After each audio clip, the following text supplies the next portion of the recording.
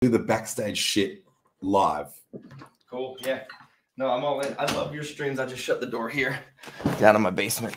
Yeah, actually, I'll do the same. Let's see here. I don't know if it makes a difference, but I figure that it might help. My wife has not yet retired yet, and her office is down here, and she's working. So I don't want to be like obnoxious on stream. Yeah.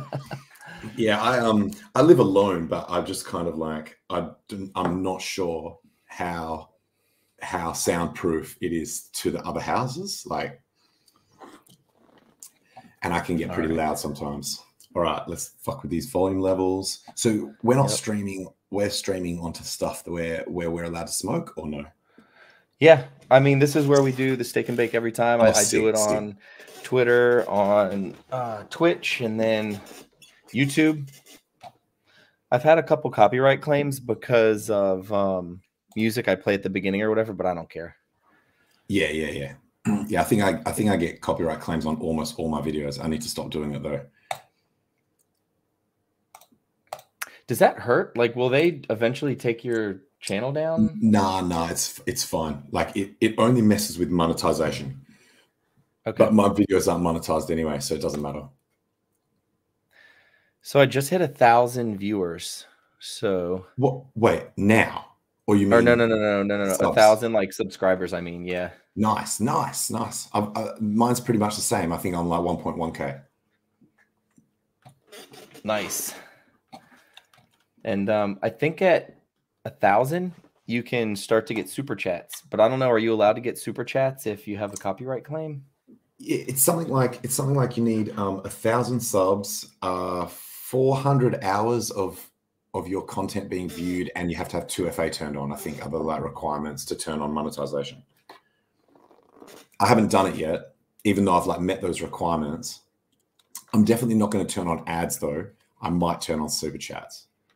I'm definitely not going to turn on ads either. 100%. Yeah. I don't care about that. I don't need that shit. And they're annoying. Every time I watch videos and I see people with ads on, I'm like, fuck, man, come on. Yeah. I'm just annoying, super impatient. Yeah. And you have no say on what they advertise on your videos. So it can be like crypto scams and shit. Like you can end up with scams on your fucking videos. Oh yeah. So yeah. Thank you, Quattrocinco. That's awesome. Very cool. One of the reoccurring questions on my streams lately has been, like multiple times per stream and across multiple streams, are people, asking where the bottom is, asking like when's the pain going to end, what people should say to their onboards who are underwater. So I thought I'd get your opinion on that as like a serious thing before we actually get fucking blazed up, and then we can just fucking fire it up. Sure, man. So. And it's funny too, like I've been telling people for literally years to get in on Hex. And then they do it at the top. And then people buy the top, right? And then they start buying in at 35, 38 cents. My wife actually she's been in for a long time, but she put another chunk in when we were at 38 cents. But she's cool, right? Like she knows, she's like, and she's even like walking people off the ledge now. So that's fucking awesome. I'm super proud of her. But was that on the way up or the way down? Like at on the way up. It was on the way up. Yep. And so generally the easiest thing is to show them the charts, right? So I show them Richard's tweets about how there's dips in the game. Yep. There's dips and rips, right? That's what makes a good one. Zoom out. And it gives us the ability to have huge upside, but we're going to deal with dips when that happens, right? But that's a feature, not a bug. And I explain that and how it's a good thing. It allows us to have these super huge, rips or whatever. And then I just show him the chart where he highlights all the dips that we've had. And there's like 6 or 8 of them. I don't know if I can get it up or whatever. Oh man, this is already such a better answer than I've been giving people. What have you been saying? Shit, yeah, I've just been saying, like, yeah, I feel for people that got in at the top, and that they're not the only ones getting smashed, but they're just the ones that are, you know, immediately underwater. Whereas for other people, it's just like for other people, it's a loss of paper gains, but that can still hurt too, you know, like watching your paper gains disappear can be painful, but obviously it's worse if it's like actual money that you put in, not just gains. Oh yeah, there's a really good chart. I've seen the one that you're talking about. It's brilliant. Like it's the one that just has the dips highlighted all the way up. Yep. And it that really puts things into perspective for people. So it's when they see that, they're like, oh, this isn't the first time this has happened then. Like, no, we've been through this 7 or 8 times by now. I think this one's a little bit longer though, right? Like as in terms of the length of time. I'm trying to find this damn chart. Well, fuck it. Why don't we just do? It's definitely on Richard's. It's definitely on Richard's Twitter. And you've got to go V1. Let me find it. I think this is the best answer though. Like your answer is the best answer. Whoa. Pulse chain until the whales. I guess you could count this one as one. Oh, actually, yeah, this is like, I mean, it was like a double dip, but it was like 130 days. This one here. And then the other ones are usually about a month.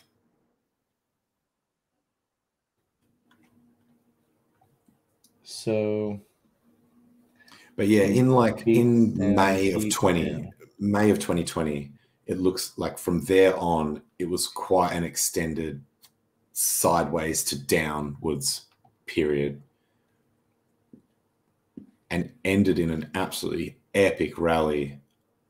Well, shit, dude, when we launched, I mean, December 2nd, it went down for a month and then it slowly started to come back up, but we didn't see anything until what, March or April when the Godwell did his pump. So that was 5 months right there. Yeah. Oh, yeah. Yeah, that's not showing on this chart that I've got here. This is. You want me to pull up that screen? This is December. This chart starts December 19, like halfway through December 2019. Does that sound right? Because I guess Uniswap existed, right? Like during the AA. So it was like the chart actually starts when that adoption amplifier was still going. I heard someone say recently that that they were in on day one and their price was about 1/3 of a penny. And I thought, wow, that sounds quite high. Yeah, because what happened was every day in the adoption amplifier, we had, what was it, like 500 million hex available. On day one, he put it to 1 billion. Yeah. And then with everyone's contributions to the AA on day one, it worked out to be about 1/3 of a penny.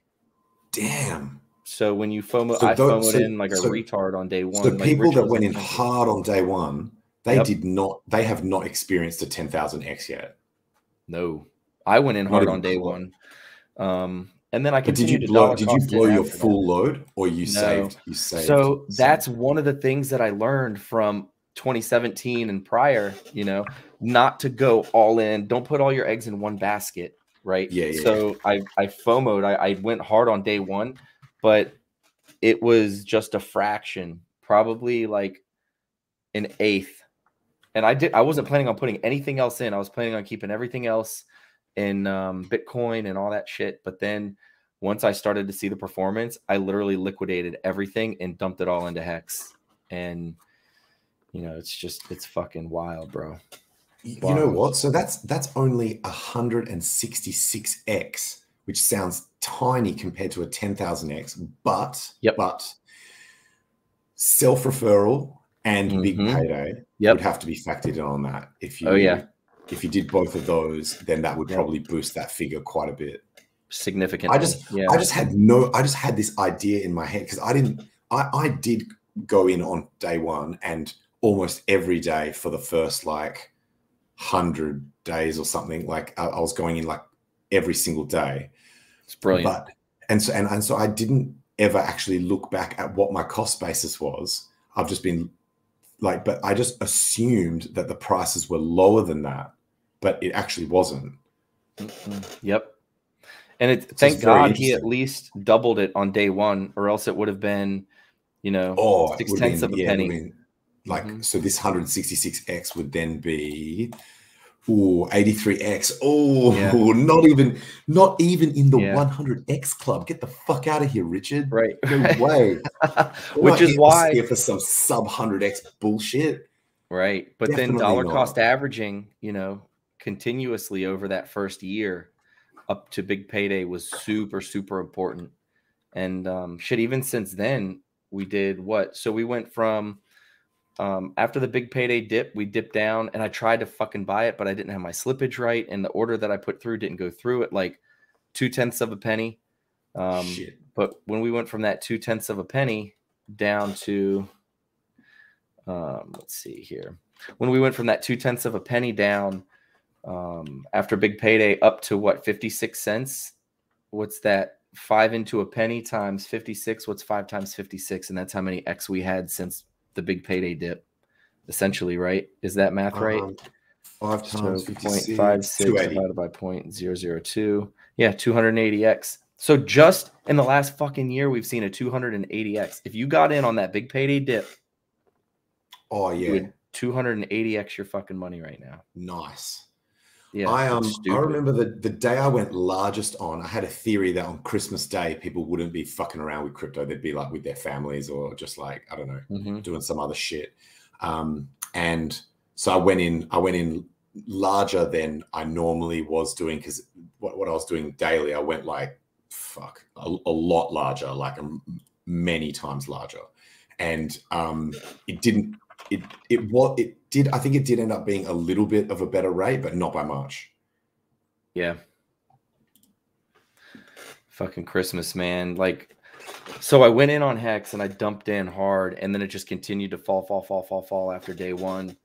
And then I kept watching the AA, and I was like, man, I was greedy, really. I was just greedy. I was trying to get it to where I could get the most bang for my buck for each ETH that I put in, right? So it started to go down, and and it hit 800,000, then it went to 700,000. It was like 600,000. I was like, well, it'll go back up. It's going to go back up. And it never fucking went back up. It dropped down to 200,000 and then 100,000. And then like once it got to the like 200-300 range, I started like dumping in, but I still was like, I just kicked myself so hard for not getting into it. Richard told us, right? And I still FOMO day one. He's like, don't FOMO day one. Don't FOMO day one. And I still FOMO day one. Yeah, I mean, I think it was someone was saying that it was probably the delay. Like people were just really getting impatient. And so once it was available, they just fucking blew their load. But I mean, you see the same thing happening with Pulse now, right? Oh, like yeah. It's in I keep an eye on that Pulse address and that Sacrifice address, and it's fucking mind-blowing to me that people are still throwing down. And the ratio now is like over 500. It's like 550 times worse or some shit. It's madness. Man, I wish I could find that one. I'll do crazy. Some better research and get some shit prepared, and hopefully we'll do a steak and bake this Thursday with everybody. But sorry about that, man. Like that question, that question was out of left field. No, it's awesome. It's a good question. So really, your answer was killer. Well, the best indicator of future performance is past performance, right? So every time we have seen a dip of 55 to 75%, it was soon followed by brand new all-time highs. So anytime someone comes to me and says that, I say, boom, here's the chart. Boom, here we go. This is what it is. We're here. Yeah. This is what's happened every single time we've been in this position. Dips and rips is the name of the game. And then another thing that I used that Richard says was, look, Bitcoin was down 20% from last week.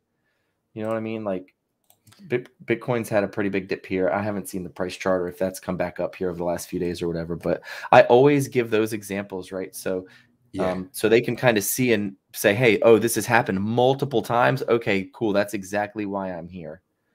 And it just kind of gives perspective. Yeah, shit, yeah. Man, I was just looking at that Pulse sacrifice address. 3 hours ago, someone sacrificed 2.75 ETH. Now, I know that's not like crazy money, but it's enough. Like, right. That's 10K, right? That's over 10 grand, 10K. Right? Yeah. Mm-hmm. So, I mean, like someone throwing down 10 grand, fuck, where they're getting a ratio that's 550 times worse than someone who sacrificed during the official period is pretty madness. Like they either don't understand the way the ratio works or they're just like believe in it that it's going to easily do over a 500x within a reasonable time frame. What do you think is going to happen? You think it's going to spike and then take a dip once it launches? I think it'll be really unpredictable at first, but that the general trend is going to be up hard. Like I'm expecting there to be hardcore upward. Like obviously don't quote me on this. Viewers, don't quote me. Don't quote me and don't. You heard it here. Tangent's giving financial advice. Hand out some financial advice. I think it's going to go hard. I think it's going to go real hard because, I think my main thing is that, the only thing that's different to my original thesis is that with the amount of the amount of time that's passed means there might be some people that are in a financial situation where they did not expect their capital to be tied up for this long and they just have to get the fuck out. But if there hadn't been as much delay and it had been within what people were expecting, I don't think anyone that went in would have sold at the start because they would have been like, well, there's at least a belief that it would do something similar to Hex. And even if it wasn't a 10,000x, even if it was only a 100x, why would you sell at the start when you believe that it could easily do at least a 100x? It makes no point. It makes no sense. Yeah. So I really thought we were going to be, no sellers for at least the first, 20 to 50 to 100x. Now that could be a little bit different. And also the other side of it, which is also time-based, is if we go into a significant bear market and people just get bearish on crypto in general, then that will be a second negative impact on the sort of the short-term initial price. So really it would be great if basically the sooner the better, in my opinion. Every additional unit of time is not good. Did you see the interview with Richard and Suppoman yesterday? Hey, actually, just before we move on, I want to tweet out the link of where we are to everyone. Yes. How do I get that? It's on my YouTube. Oh, it's on your. Oh, it is. It is. Is it getting simulcast to your YouTube channel? Right, YouTube, Twitter, and Twitch right now. I'm going to meet. So we're going to the hockey game tonight. The Washington Capitals are playing the Anaheim Ducks, and the Hex Road Tour is here in DC. They just got in last night. So Cabana lives semi close to where we're at here.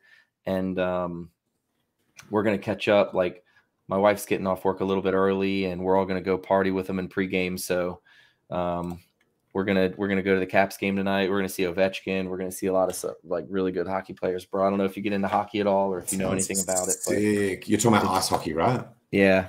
Yep. I used to work with a guy who was massive into ice hockey. He used to have games playing while he was working, which I'm not sure if that's even like allowed in terms of not just in terms of allowed by the people that we work with, but more so like because we're engineers, you're designing shit, right? Like so if you're distracted while you're designing, you could fucking kill people.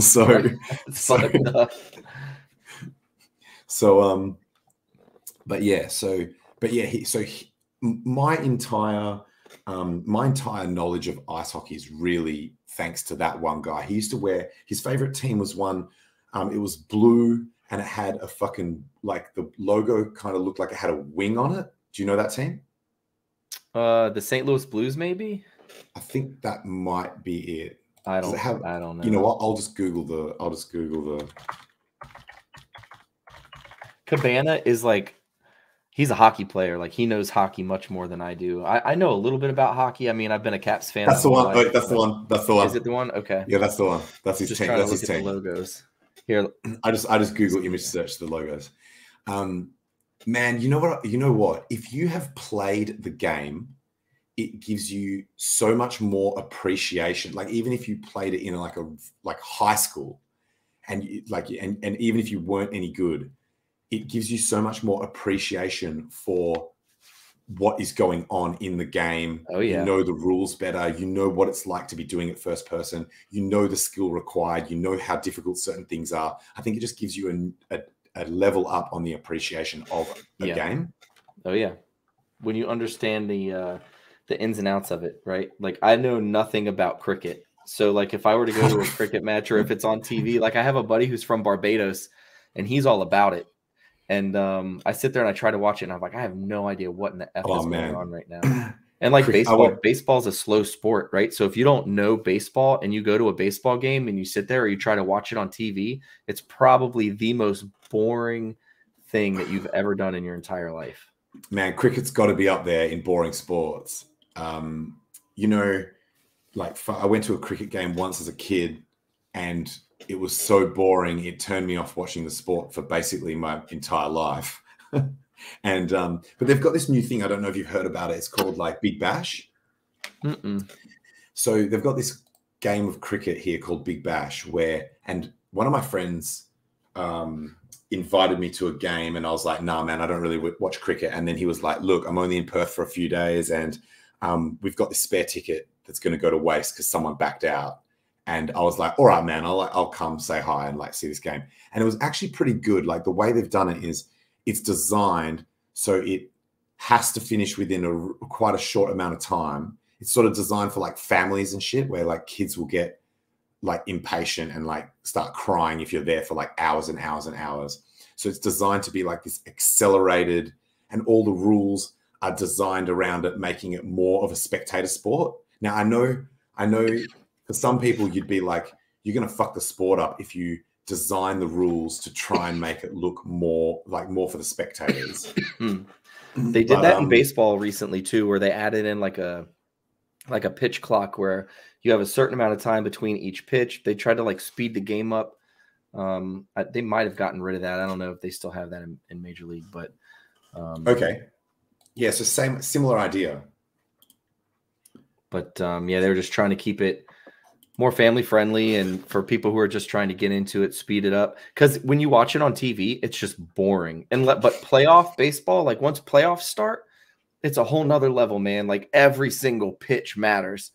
But when you're in a 161, 162 game season, and when you know baseball starts in the beginning of April and it goes till the end of September, you literally play 160 games, 162 games in a season, and then you start the playoffs. So in baseball, you have stretches where you play games. Exactly. But once you hit the playoffs, every single pitch matters, man. And pretty wild, pretty fun. I sent out the link to a couple people. I know it's like the middle of the day here, and I know it's like middle of the night there. So I don't know if anyone would be able to jump on. Who did I send this to?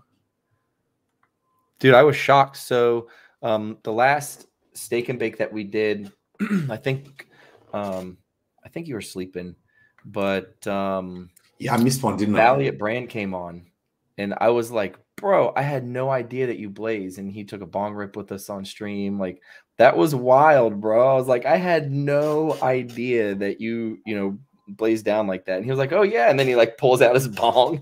It was like right next to the computer. I was like, this is so cool. But went to the party in New York this past week, last Thursday or whatever, the birthday party. So dope, man. Like, Hexicans are fucking awesome. Like, everyone is so cool. Everyone's just down to earth, and everyone blazes, bro. Everyone blazes. Like, the whole time I'm there, like, oh, you got to come on Steak and Bake. And everyone's like, yeah, I'm down. I'm going to come up on Steak and Bake. I was like, that's what's good, man. So fuck yes. Did a lot of prospecting and got like a lot of awesome people. So that was at the New York meetup, was it? Yep. Yeah. So that was at the New York party. It was going on the same time the one was going down on London. So the road tour, the US road tour, the Germans were there, and Black Hexakin and Black Crypto were there, and like a ton of people came in. We did an OG roundtable. There was like 13 or 15 of us that did like a roundtable where Patrick was asking us questions, and we just kind of went around the room. It was super awesome. I think they're going to put it in their documentary they're working on. Sick. Yeah. And dude, they're an awesome crew of people, bro. Like Black Hexakin, she is a fucking rock star. Like, I'm so pumped to meet her tonight. And we were just talking about like different things that, you know, Hexakins can do to help build and get Hex to $7, right? That's their goal. They're trying to blast around the US and get Hex to $7. So it's like, you know, women and children was a common theme. And she said that her kids are in, you know, they play some video game, and I don't even know what it is.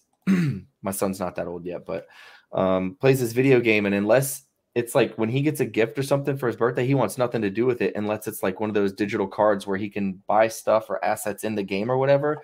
Like, they are mentally already so far beyond.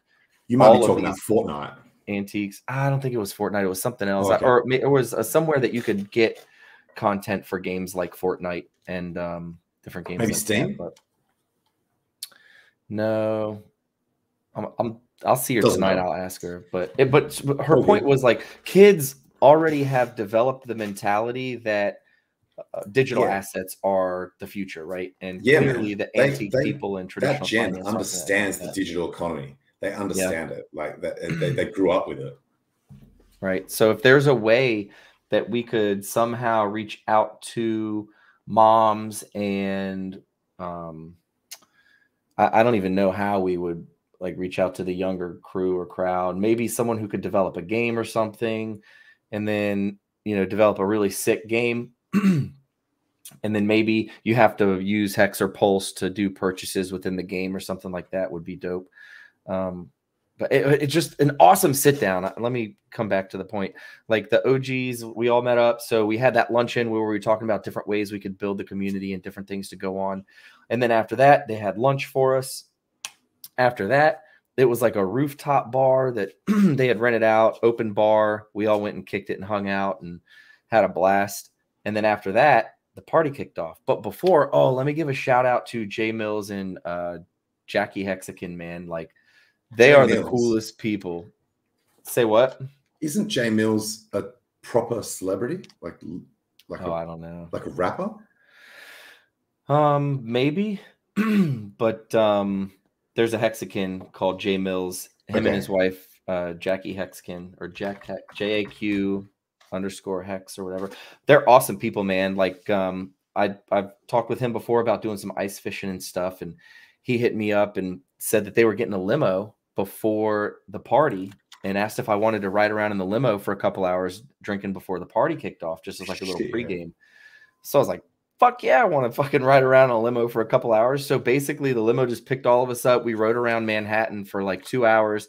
Halfway through, the driver pulls over right next to Central Park, and we just get out on the parking lot and just blaze right there or on the sidewalk. Dude, I'm telling you. So I took the train up to New York, right? We get off the train in New York, and from the second I stepped off of the train, I wasn't even out of the station yet at Penn Station in New York, and literally the only thing I smelled for the next 36 hours while I was in New York was weed. Everywhere I went, I don't care where I was, I don't care what I was doing, the entire time. And you walk down the street, walk right through the middle of Times Square. You could be walking down here. You could walk right next to a 5-star restaurant. People are outside blazing the entire time, bro. It's the only thing I smelled for 36 straight hours. But yeah, so like, you know, halfway through the limo ride, we got out, blazed down, got back in. Met some really cool people this weekend, man. But shout out to Jackie and Jay. Like, it was just so much fun, and to be invited on something like that, it's just a privilege, and it was super cool. That name just sounds famous. Like I looked it up and there wasn't. There's a football coach, but no rapper named Jay Mills. I might be thinking about like a different something Mills, but it doesn't matter. But that sounds awesome, man. That sounds dope. I have to admit that I also, with some friends, got pretty severely blazed before going to like one of the most expensive restaurants in this city. And there was no, it wasn't like a disrespectful thing. We didn't do it to be like disrupting the restaurant or like clowning around while we were there. It was just, I find it just makes the food taste better. Oh yeah. Like as in, not that you need that in a high-end restaurant, but like next level better, like as if it's the best shit you've ever had in your life. Oh yeah. Every time. Meek Mills, Corey, or oh man, Morgan. Maybe I'm thinking J Mills, like just the letter J. Let me look that up. J Mills. I think that's it. There's Jay-Z and Meek Mills. Oh, maybe not. Plumbing company. No, this isn't it. Morgan, how you doing, bro? I see you in chat. Someone else on? No, Morgan. He's another musician here in the Hex community. He did the Pulse Chain rap where he was like rapping. It was like the black background with the lights flashing. Did you ever see that? No, I don't think so. And then he did whose streams does it get pumped on? Is it someone's intro? No, he's just a Hexican who did it. Let me see if I can find it. Dude tried out for Canadian Idol. And like you can YouTube him and see his like performances on Canadian Idol and stuff. It's pretty cool. That's cool. But no, he's super talented, plays guitar, like does his thing, does his own lyrics, makes his own beats, like the whole nine. This latest song that he's working on, he literally wrote the music for it, played all the instruments out on the computer, and then lyrics, everything. Bro, he's the real deal, man. Sick. He's just fucking awesome. I think it's YouTube. Are you down with one more controversial question? Well, not sure. The first one wasn't really. The first one wasn't really controversial. I haven't heard your thoughts on the Pulse Swap sacrifice, because my opinion is I would have liked it to have been the same sacrifice set as Pulse. But what do you think? So at first I was like super hesitant. I'm like, man, I've already done the Pulse Swap. Like I hate giving away my Hex, right? Yeah. Same. So like I heard about it, I'm like, oh, another sacrifice. And I'm like, okay. And I'm guilty of it, man. I'm one of the OGs who has like a semi-liquid stack that I just keep staking out for, 45, 50 days at a time, scrape some interest. That's smart. Like, I'm guilty in my of that, opinion, right? That's smart. Like people hate on it, though. That. You know what I mean? And no, I think it makes sense to have the flexibility. To me it makes sense. I think that's reasonable because you could have an unexpected cost come up, and if you've got no liquid or you don't have something that's ending soon, then, and obviously it doesn't need to be like a massive percentage of your total stack. Yep. And it's a very small portion of my total stack, but it's enough to be able to do some cool shit. So if I wanted to, like, I'd have something coming out to be able to sacrifice. Sorry to interrupt. Have you personally had people try to shame you for doing that? Like literally, either privately or publicly? Yeah, just in the last couple of days. And I mean, it's just people who got in at like 50 cents and they're just pissed in it because it's wrecked. So when I was in New York, and they're like, when I was in New York, actually, or querying if you're one of the people that's dumping. Correct. Here, take the reins for just a second. I'm gonna go grab something and I'll be right back. All right, I guess while Freddie's gone, I'll what am I going to talk about? In fact, let's look if the price is still going up.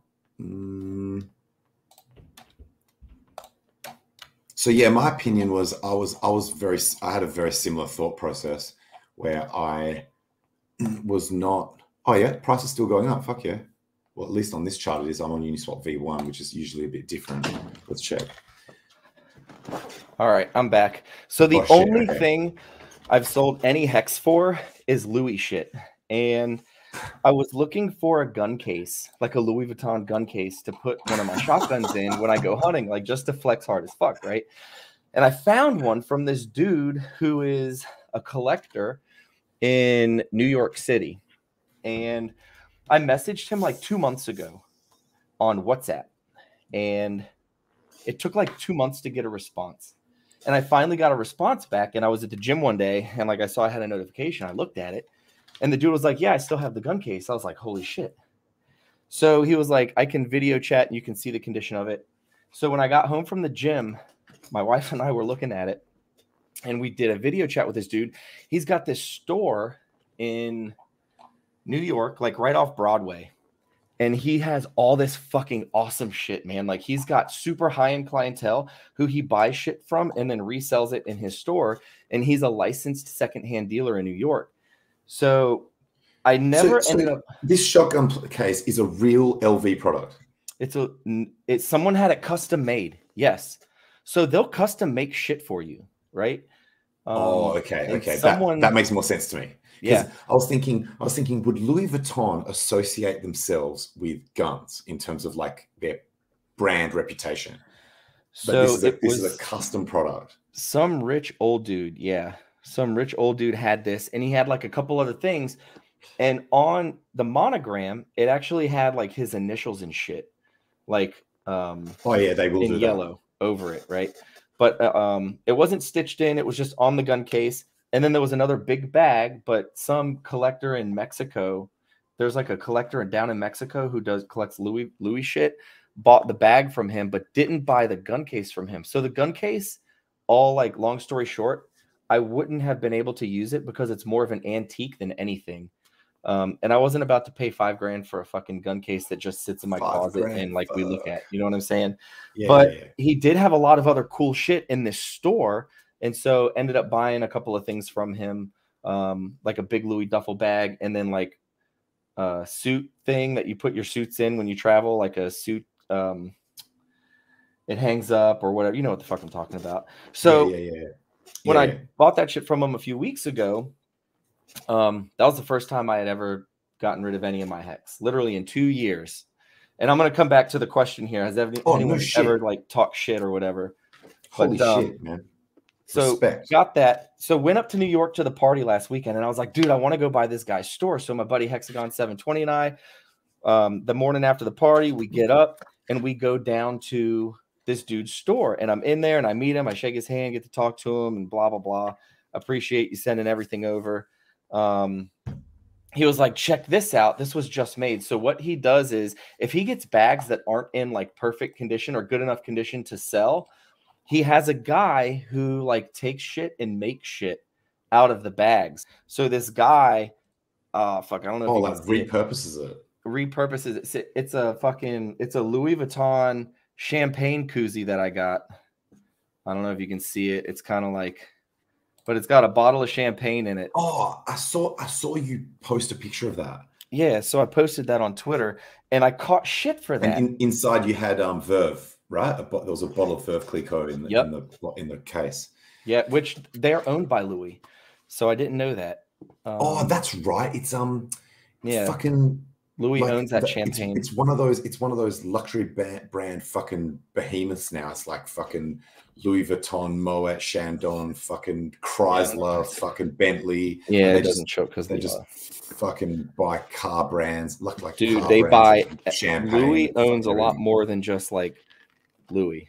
You know what I mean? Like it's wild. I didn't know that, but he was telling me. It's one of those mega brands. Isn't it funny though that the whole point of these brands is that they're meant to be like bespoke, and then they've gone and turned it back into a fucking Walmart effectively. Like you've reconglomerated these individual luxury brands. So now apart from the fact that they've got different names, you're basically buying products off this fucking mega corp, which is what you don't want. Or at least it's part of the vibe of buying shit that expensive is meant to be that it's not a fucking mega corp that's just pumping the shit out. Ridiculous. Hell yeah. It's wild, man. So but man, don't take shit. Don't take shit for that, man. That's very modest. Like as in, you know what I mean? Yeah. What I paid for it wasn't modest, but in the grand No, sorry, I didn't mean I was about to clarify. I was about to clarify. I didn't mean the purchase was modest. I meant relative to what other people have taken in profits out of their Rolexes, Lambos, you know. Yeah. It's cool. I mean, I get it. You know, people want to see the price pump, and when we're in a huge dip and everyone's talking about, oh, I'm flexing on this and I got my Rolex here and I got this there. Like, it just, you know, people are losing money. People have lost money if they got in the last 2 to 3 months. And also, if they don't like flexing, they shouldn't be in Hex, because Richard does it all the fucking time. But speaking of, you just reminded me, you know, when you said like those like when he repurposes shit, I've actually got a wallet that's made out of the leather that was the seat of an old Lamborghini. And on the back, I'll go and try and find it maybe. Shit, that sounds pretty sick. You know what? I'm gonna go and try and find it, because it's got the name of the Lambo. Hold the fort. Take your time. Take your time. I'm gonna plug Maddie. Maddie on the Hex birthday the other day did. Damn, I don't know. I tuned in at like 11. I feel like he was going at 11 before we started the roundtable, and Maddie went all friggin' day. Like, I was jumping in and out of his stream pretty much everywhere I went that day. I tried to jump in to get out and kind of show everyone what was going on. But man, I feel like 10 o'clock that night we were at the party, and I logged on and he was still there. It was just crazy. So thank you, Maddie, for everything that you do for the community. Really greatly appreciate it. On that token, I want to remind everybody, if you have not gotten your conference ticket yet, everyone is going to the conference in Vegas in March 6th through the 9th. So it's Sunday, Monday, Tuesday, Wednesday. And I believe it'll be a 3-day conference, Monday, Tuesday, Wednesday, with a big concert at the end. And I just met Black Crypto this past weekend, married to Black Hexakin, who is pretty much running the show with Patrick and them on the road trip. So the Hex, or the Hex conference, is the final stop on the road trip in March. So if you guys haven't had a chance to get out yet, they're going to continue to hit. This is the halfway mark. New York was the halfway mark of their road trip, and now they hit Lancaster, PA. They hit Philly this past weekend. They're in DC. They just got to DC last night.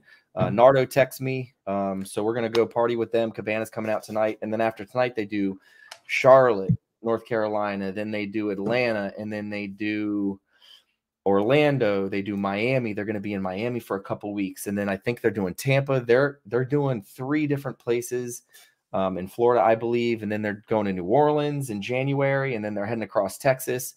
And then eventually they're going to end up back at Vegas for the conference. So get out there and buy your tickets, guys. Hexticket.com, and everyone will have a grand old time. Did you find your wallet, bro?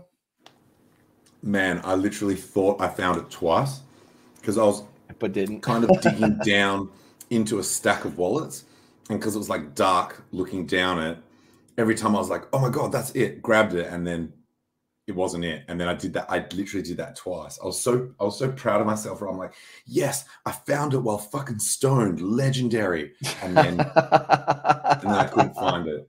But anyway, it's all good. Like, when you do tweet out a picture, the Lambo that it's from is like a very, that's a good idea. Like very old and very shit Lambo. It's not from like a good Lambo, but it's from like a super old Lambo that was like not very popular. But it's not the point, right? It's like it's still dope. It's the lineage, yeah, still sick. Trying to get caught up on these comments. Children of the Grave, thank you for joining us, brother. Good day to all. Yeah, I did hit the pen, and like now I'm super talkative. But I'm pre-gaming, man. Like, I turned in my laptop last week, so I had my last day of work. I'm officially retired. Dude, congratulations. Yeah, it's wild, bro. Awesome. It's fucking wild. Like, every day since, so that was on Wednesday, and then I had to be in New York on Thursday, and then Friday, Saturday, Sunday, like every day we've just been go, like doing something. And then tonight it continues with the road trip, the hockey game, and then tomorrow night with the DC workshop. So, if anyone is in Virginia, Maryland, and DC area, or PA or Delaware or anywhere, West Virginia, anywhere in this mid-Atlantic region, come to the workshop tomorrow night. It's going to be in Georgetown. You can go to freedom.tv. I think I have a banner for freedom.tv. Let me check. I tried to make one for all the shows. I got one for Happy Hour. I got one for Effin' Hangout. I got one for Highest Stakes. I don't think that I have one for Freedom TV yet, but I'll put this up. Speaking of that, the Highest Stakes, I think you could still donate. I don't know that they found anybody yet to do what the fuck's the word I'm looking for? The voiceover? Yeah. Like narration. Yep. I don't think they found anyone yet, but I mean, obviously the more donations we have, the doper person it's going to be. You know what I'm saying? Like, let's go back over here. Maddie, 14 hours. Good Lord, Maddie did 14 hours on his stream the other day. I know that literally every time I checked in, like, it was still going on. It got to the point where I was like, good Lord. Oh, also, man, what were you saying? Oh, I was just going to say, I imagine everyone would be in a much less generous mood than they would have been at the highs in terms of donating to that Highest Stakes thing. Of course. Well, we'll get another pump here, and a lot of the chart stuff that I've been seeing from everyone shows maybe mid-January we could see a breakout up into the 77-cent range. Is just, I think Jenkins was showing that on how he saw everything playing out here over the next couple of months. Like, it could, man, I don't know though. 77 cents would be tasty, bro. That would be very tasty. And that's just like the beginning of, that's just after we break our new all-time high, right? Like, that would just be the first all-time high on that next bull run up. But he had it somewhere, you know, up in the $3 and something change range. Again, no time frame on that, but just looking at different charts and Elliott wave and follow through stuff like that. But sick. What was I? Can you check if Hexy Bastard is in the backstage? He is not. I saw him talking in the chats though. Here it is, freedomtv.info. That's really good. That's a really good idea to shout that out, by the way, Freddie. That's probably one thing where I let the team down a little bit. Unrec's really good at doing it as well, and Day 43. Yeah. But that's one thing. Yeah, I forget to shout that important stuff out of like what's going on in what areas. So and one of the things, like tickets and all sorts of shit like that. Yeah, dude. So one of the things that was discussed between the OGs at the roundtable on how we could improve the community and what we can do individually to like just make everything more awesome. One of the things that got brought up was cross promotion, and I think it's huge, man. Like, every one of us brings something different to the table, right? Like, Richard doesn't drink, he's not smoking, he's not going to be able to do something like this. You know, steak and bake or whatever. So Richard, like, everyone, if you need someone to smoke weed for you, we got you covered, bro.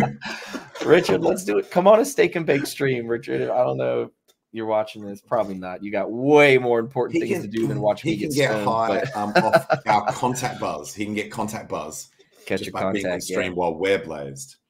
But no, so everyone brings something different to the table, and we all attract a different type of person who might not, you know, watch Maddie's stream or Effin' Hangout or Wake Up with Kinetics or Hexo, right? Yeah. Like, so, but if we all cross promote each other, like, it would just help that much more, man. Like, 100%. When the Hex Late Show and all that stuff. So I always try to give shout outs to everyone. It's like a mini advertisement for yourself when you're on someone else's stream, and then they can just decide, they're like, oh, I like the way this guy thinks about it, or I like the way this person does their shit, or whatever, and then follow that channel. It's like an easy way for people to find other YouTubers without it getting jammed down their throat by like text promotion, like tweets and that sort of thing. Let me try to send this to Hexy Bastard.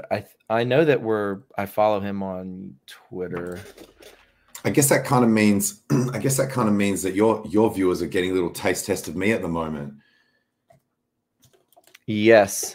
And yours, me. So dude, I love your streams, but like I don't know, man. Like, I feel like they're gatekept on YouTube because there's some bro, 100%. where I get like notifications instantly for something that pops up on YouTube. Like when I pull, like when I open up my phone and it just shows me all my notifications, like I've got video from all these new people, and then never heck shit. It drives me crazy until after the fact. So I've had a lot of people tell me. I've had a lot of people tell me on shadow banned that they never get the notification when I'm live. They only get it later, or find out later, or like when they go looking through their subs, they'll see that I've got a new video. That's why I try to tweet out that I'm going to stream with a little bit of warning. Oh, yo, this is going to sound like a mad delay on reaction, but did you just say that Matty Allen did a 14-hour stream? Yeah. Yeah, bro. 14 hours for 14 pulses.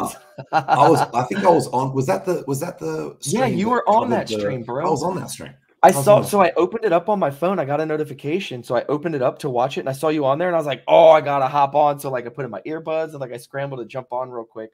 But it was so chaotic, man. Like I don't even think Hexy Bastard, I just sent you the link in Twitter. He said link's not working, but yeah, I just sent him an updated link, I guess. I don't know. But yeah, dude, Matty's a stud. That's a long fucking stream. I actually want to do a 12-hour stream. You know, I think I've done like 4s and 6s, and they were not difficult at all. I think I may have even done an 8. I want to do a 12 just like for the maybe 24, maybe a 24-hour stream. Bro, I'm 100% in. I'll do it with you. I would have to make a part of my actual schedule to do that though, because that's gonna fuck me up. Yeah, fuck yeah. Like that's a super long time to be on stream. But a 24-hour stream, I only know a few people who have done that. Hexo's done it. There were the guys that did Shitcoin, the host of Shitcoin Talk, did it. But the other guys reckon, I never watched it, but the other guys, they were talking about it, and apparently he fell asleep. like towards the end, he just fell asleep. But because there were multiple people on the stream, they kind of just continued hosting without him. So he didn't actually make it, but I mean, the stream made it, but he didn't personally make it. He was unconscious for like the last few hours or something. Damn, that's so funny. I bet everyone was joning on him so hard in the chat. Oh yeah. He would be wake up, bro.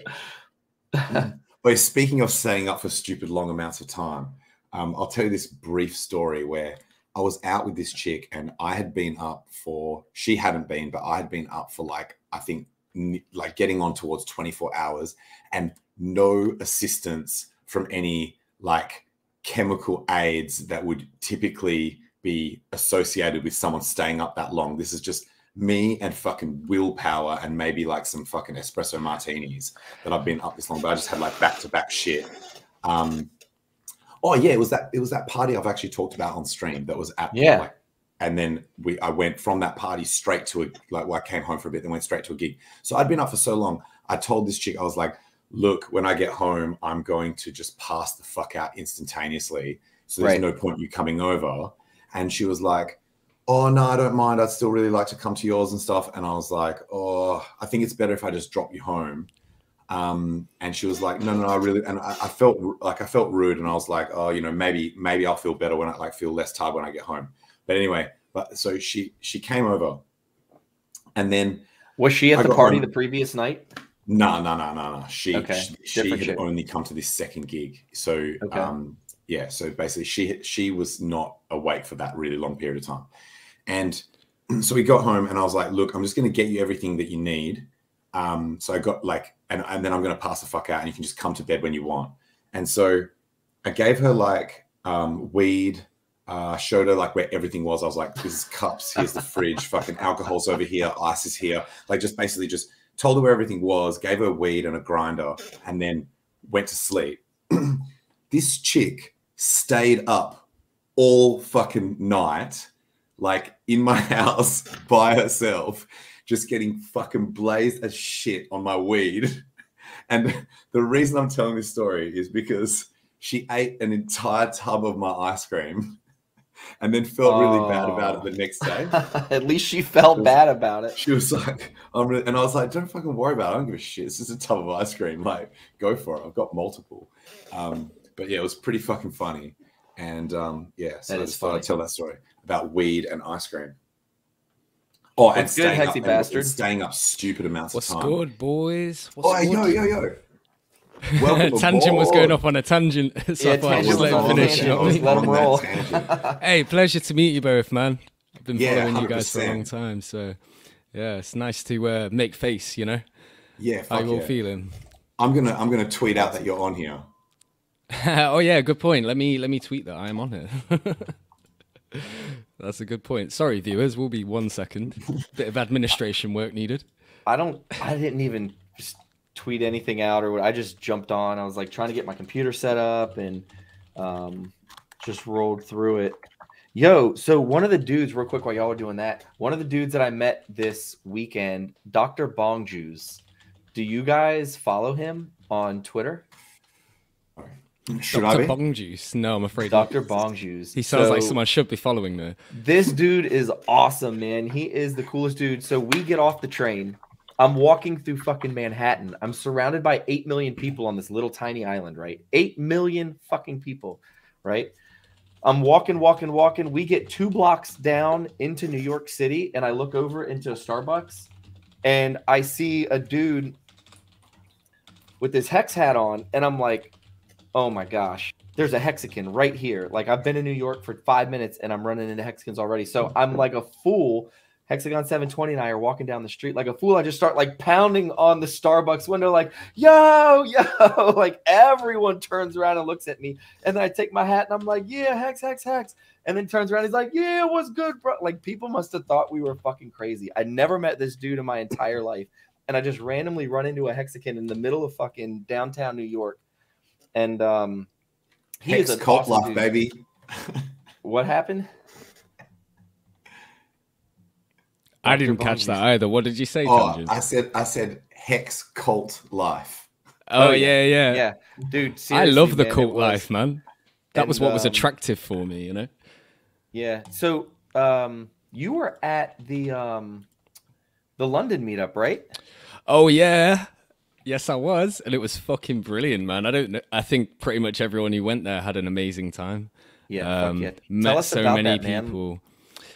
Yeah, so fucking hell. I mean, it was weird because like I'm so used to speaking to people behind an avatar, and then random people would just appear and be like, "Hey, I'm this guy," and I'd be like, "Fucking hell, I know you. I've been speaking to you for months." You know what I mean? It was, but it was just love everywhere. Like everyone was so friendly. We're all like a giant family, really, aren't we? Even though we come in all shapes and sizes, and we're all really different. Like everyone's got their own. You know, I heard you guys mentioning this earlier, that everyone's got their own little thing that they bring to the table or whatever, and I feel like that's so true with all of this, because we've all got like a mission, man, got a goal to achieve, and we're just gonna pump our fucking bags so hard. So yeah, but it was great. Obviously, like we met Richard. Like the only issue is that when they were doing the speeches, we couldn't hear shit. So like, even though we were on the front row, we just couldn't hear anything at all. So Even the front.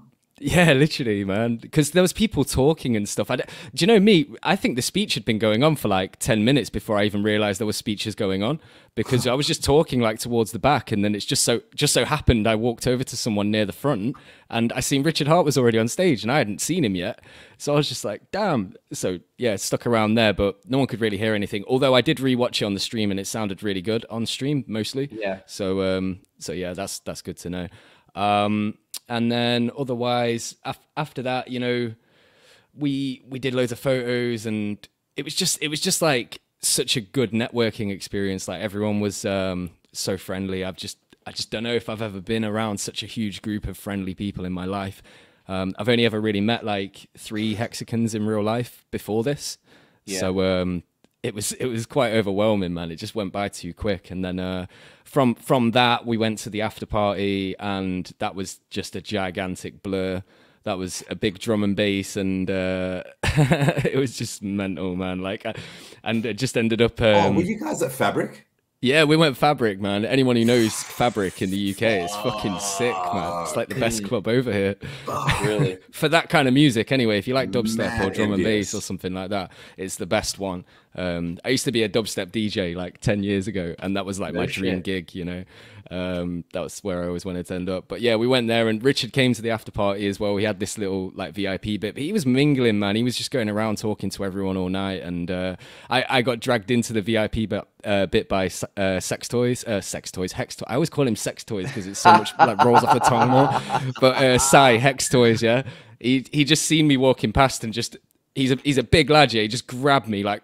Probably gave me a bruise on my arm, just dragged me in and gave me a glass of champagne. And then I was in there with a friend, and then just turned to my left, and fucking Richard was right there. And he just, I was wearing a shirt that said Hex Greater Than Sex on it.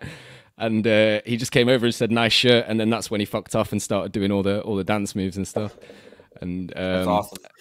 Yeah, and I seen him again one time on the way out. I was just like outside having a smoke, and he came up to me and we had a chat for like 5 minutes, which was great because I'd only ever really done like a quick photo. Hey, lovely to meet you. You're a great guy. Okay, I better move on now because there's loads of people. But when he came out at the end, I think I was like the only person out there apart from a couple. So we had like a good 5-minute chat. He probably thought I was just a drunk idiot because I was off my face, man. I was off my face. But we did have a long chat, and I do remember the chat as well, and it was quite inspirational, man. Yeah, he's a really great guy. I hope he comes to the States and you guys over there get a chance to meet him, man. It would be super cool. Hopefully he goes Vegas or something. I hope he does Vegas, man. That would be dope. I think I saw videos of DJ Cryptomatic spinning somewhere over there. Was he doing the 731 party? Yeah, he did the last set. Yeah. Damn. He was. I'm pretty sure he played your music. I'm not sure if I caught like a little bit of it, but like, as I said, man, it was such a blur for me. Like I don't even know what was happening. I just know I was there till the fucking end. There was only like 4 or 5 of us left at the end. It was fun, man. It was fun. I wish I could do it all over again. That's badass, man. Do you think cool some of the because you got to see the comparison between really being there and what the videos had? Do you think that the camera angles that were used didn't quite capture the? You're talking about the expectation versus reality meme, aren't you? Oh my god, that was so fun. Yes, I wasn't gonna say it, but. Yeah, I mean, like I've seen some fucking harsh comments, man. Like, I mean, it was a little bit of fuel for the haters in some ways, you know. The actual event was really fancy, and I think there was just certain angles, like maybe for the camera, it was. I think perfect, the angle on the stream, right, was good for the stage, but it wasn't good for everything else that was going on, because the videos that I saw, it was just all over the place. It was fucking awesome. Like meet guys like wearing mirrors, and like I know the documentary guys are fucking awesome. They are gonna make that look so good. Like yeah.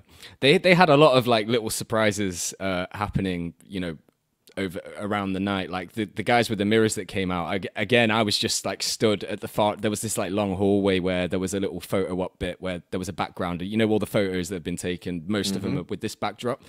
And that was like far up the hall, and I was like hanging around there doing photos with people and shit. And then we just seen these mirror guys walking past, so we followed him. I've got a little video like walking up behind him as they all come out, and it was cool, man. I like all that stuff. I do think on the film it's going to look brilliant, because when even on my videos when I'm recording it, I'm not sure what type of venue it is. It's not a proper fancy one, but I think they needed like a big open space to do stuff in. So perhaps like from the viewer footage, it's not going to appear that good. But yeah, it was really fancy. But for me, it was the after party that was really good. You know, the first bit was just kind of like, it was kind of like a pre-drinks, but a really fancy one. You know what I mean? It was because then we just went out and got fucked up after. But yeah, it was good. I think it was good. What was like the percentage attrition of like how many people peeled off and didn't go out for the kick-ons, like for the party, like for that party in the club? I know one. I'll give a shout out to Rusty, who ran away. Like I didn't even really get to meet him. He's one of the main guys in our UK chat. No, I'm gonna shame him, man. That guy fucked off. He rug pulled us. Yeah, that would be a mistake to not go to the fucking clubbing. I think quite a lot of people came to the after party. I know a couple missed out on it because they didn't know where to go for like the buses and stuff, but we were all kind of waiting outside, waiting for the buses to come. And then when they came, they were like down the road, round the corner. We had to go to get them. So I think a couple people missed out on that. And I heard a sad story from a guy who came down and he didn't even get a photo with Richard. Like, even though Richard was doing loads of, like, literally so many photos, there was just like queues to photo with him like the whole night, basically. What's the over under on how many photos he posed for that night, just from Hexicans? 500, just 600? from us guys. Oh no, it must have been more, man. Like, 'cause, I mean, I took at least 3 different sets, but each set was like the guy taking the photo just took like 1 million photos. So damn, yeah. And also like different groups as well. Like people would be like, "Oh, Richard, get one with me and this person and this person," and then like different like. Yeah. I mean, if you take like an individual shot of like him and a guy or him and a group, it was probably like upwards of 500 or 600 for sure, because there was loads of different group photos that went on as well. I actually missed out on the first round of the photo shoot thing because I didn't get there late, but I was like one of the later people in the queue. So like by the time I got down, he'd already left, but as people were coming in, he was doing photos with people. I just missed it. So, yeah, I couldn't say honestly, but it would have been a lot. I'm sure at some point he was like, "For fuck's sake, man, I'm sick of these photos now."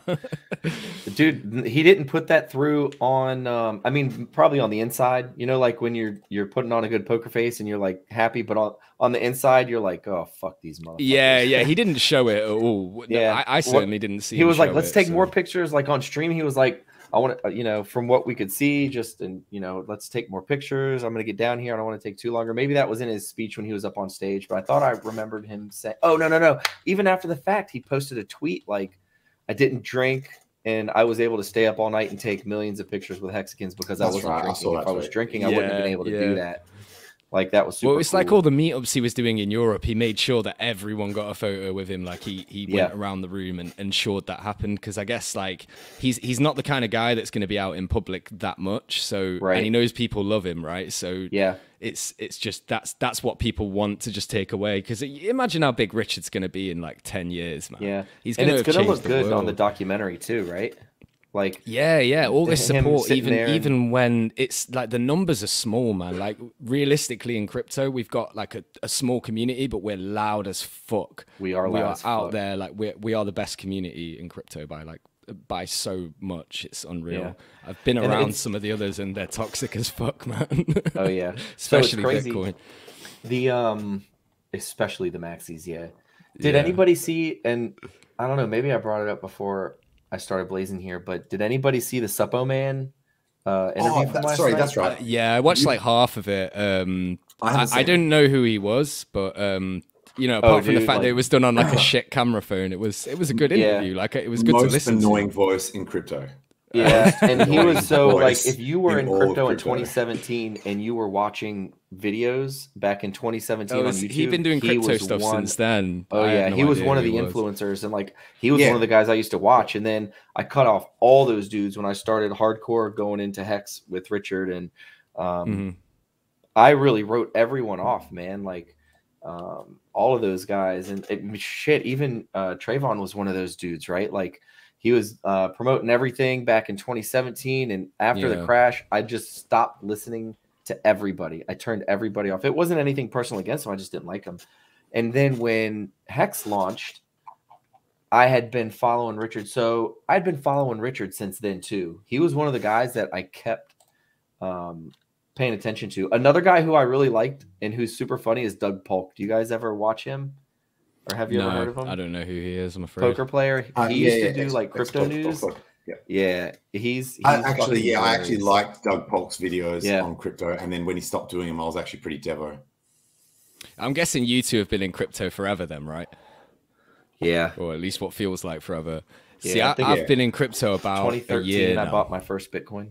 2013, congrats, man. I could have bought it possibly a fair bit before then, but I didn't realize it went up in value, right? I just thought it was to do illegal shit with. So, you know, I didn't bother, but I didn't actually buy any crypto until around maybe this time or just a little earlier last year. So that's when I like got in, but I'm one of them people that when I go in, I go deep, but I basically got wrecked around the time I found Richard Hart. And he was one of the guys, I heard him call the top. I seen him call the top, but I didn't listen because everyone else who I was following, like you know, you had all these guys that you were following. They all got it wrong, man. And he was the only guy that I could find that was telling the truth about it. about how the system works and how crypto actually works, because everyone else is just selling you a dream. And I actually got sold on Richard's personality before the Hex thing.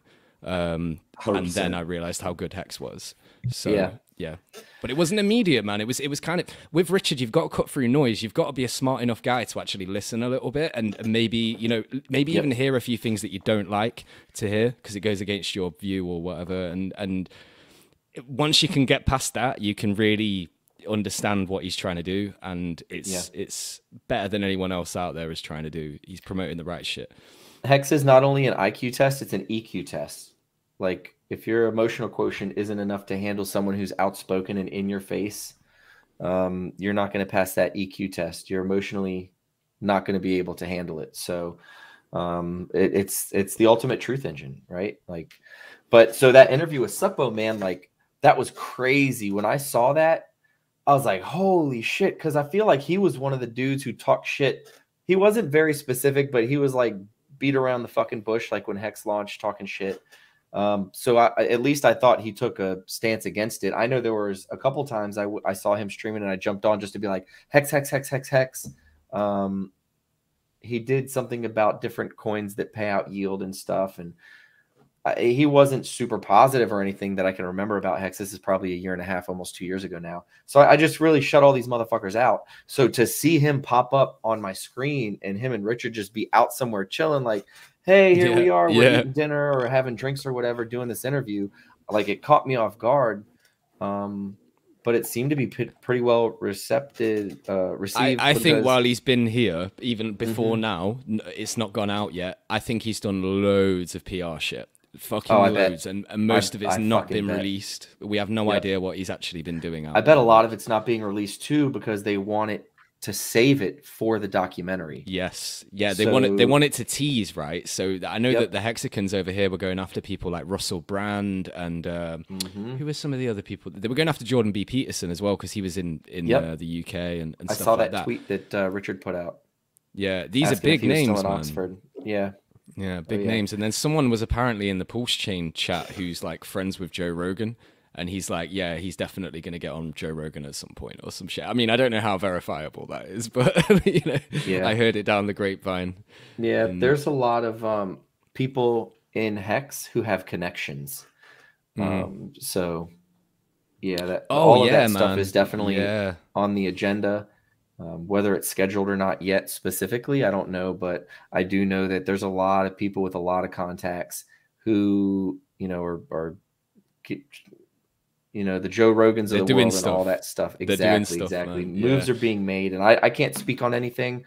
There's nothing even really specifically that I know, but I do know that there are some people in Hex who have a lot of major fucking connections. Yeah, Hex Toys, Sai, he's one of them guys because he's the guy who sorted the after party out. Like, that wasn't arranged by the documentary crew. He literally, I think he paid for all of it himself and organized the transport. He did everything. Like, he got the party buses. They were actually party buses, like with fucking lights and DJs and shit to get us over there. And he had food for everyone and everything. It was that's sick. So how long was the party? There, so. The party went from win to win, and then the after party. The actual Hex party started about 8 or half 8 and finished at about 12:30, and then the after party, it was like maybe it started at about 1 or half 1, but it did close a little earlier than I thought. I think it closed at like 4:30, 5 or something, but it was supposed to be till 6, I think, but went on till about 4:30, 5, but I think people had started clearing out by the end anyway. There was just a few of us left, so it's kind of pointless keeping it open, right? But everyone was super fucking tired, I'm sure. Yeah. I mean, even like I traveled. Was there anybody? Shit, you know? Was there anyone who was super fucking sloppy hammered? Me probably. I don't know. Actually, I didn't see anyone in compromised positions really. No worse than me. Apparently, someone was throwing up in the toilet, but Oh, Fuck knows who that was. Yeah, it's not bad. I mean, like making a fool of themselves on the dance floor with their shirt off, like spinning it over their head. I'm sure that I thought Proof of Beard was going to Twitter. do that because he looks like that Viking guy in the meme, you know, the one walking down the street doing the glow sticks and shit, basically. Oh, hell yeah. He'd get away with it. Yeah, he didn't do it. Like, oh, yeah, there was a funny thing. meme about him though, sleeping on the on the side of the street because he fell asleep like at the after party or something. Well, he says amazing. He wasn't sleeping; he was on his phone, but it looks like he's sleeping, right? Yeah. But yeah, I met like Hodl Dog and people like that as well. Obviously, quite a lot of the American guys came over as well, so I got a chance to meet all of them for a bit. That's awesome. Yeah, it was just cool, man. Like the whole thing super was cool. Fucking cool. Oh man! So speaking of shit that's super fucking cool, the stuff that's on your wall behind you, Hexy bastard, is fucking dope. Thanks, man. Like I'm a big Rick and Morty fan. Yeah, I love Rick and Morty, man. I've got the guy. I don't know if you can see. Let me turn it. Can you see the head tattooed on my arm now? The fucking head from Rick and Morty. Yeah. Yes, show me what you got, guy. I got. Oh, do you want to hear one other fuck up from the party you might not be aware of yet? Is this T-shirt I'm wearing just for the stream? Notice something funny? I was wondering why they said 741 on him. I think it's a conspiracy, mate. Is it? So 10 no, days I'm just after, messing. like... But maybe there's going to be something announced that day or something. But surely not, man. I think someone just got fired for this. Really? Yeah, legit. Because they had bomber jackets done as well. It wasn't just T-shirts. It was like T-shirts and jackets. We didn't get the jackets. They didn't hand them out, but they still handed the T-shirts out. But I'm just gonna wear it as a joke.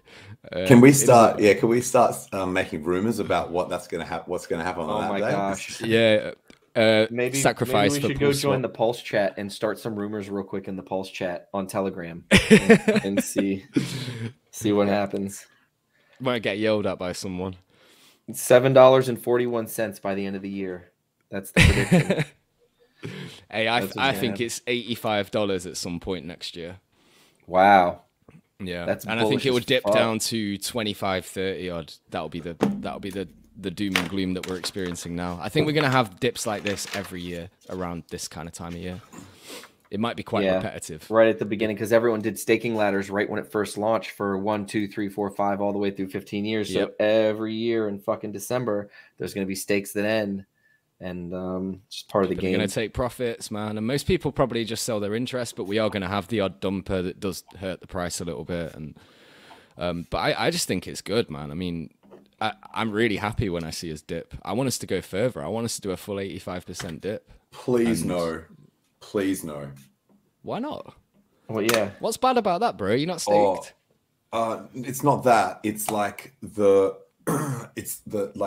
sentiment and the fucking noise that we would have to listen to. Yeah, the crying, the whinging, also like depression. The depression. But, that chart. But the depression's there, mate. We've been here for a while now. This has been a long dip. We've been here for like 8 weeks, haven't we, or something like that?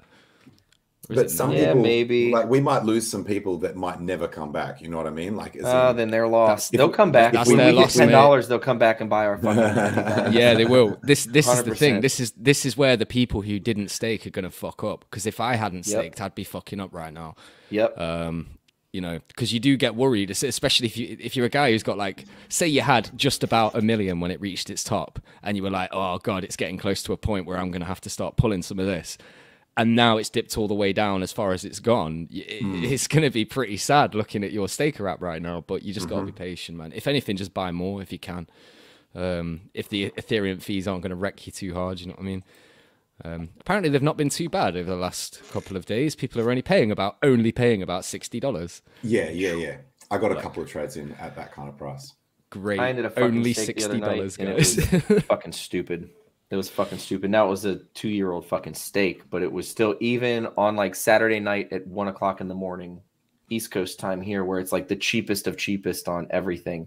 And it was still fucking $600 to end a stake from 2 years ago. I was like, motherfuckers, man.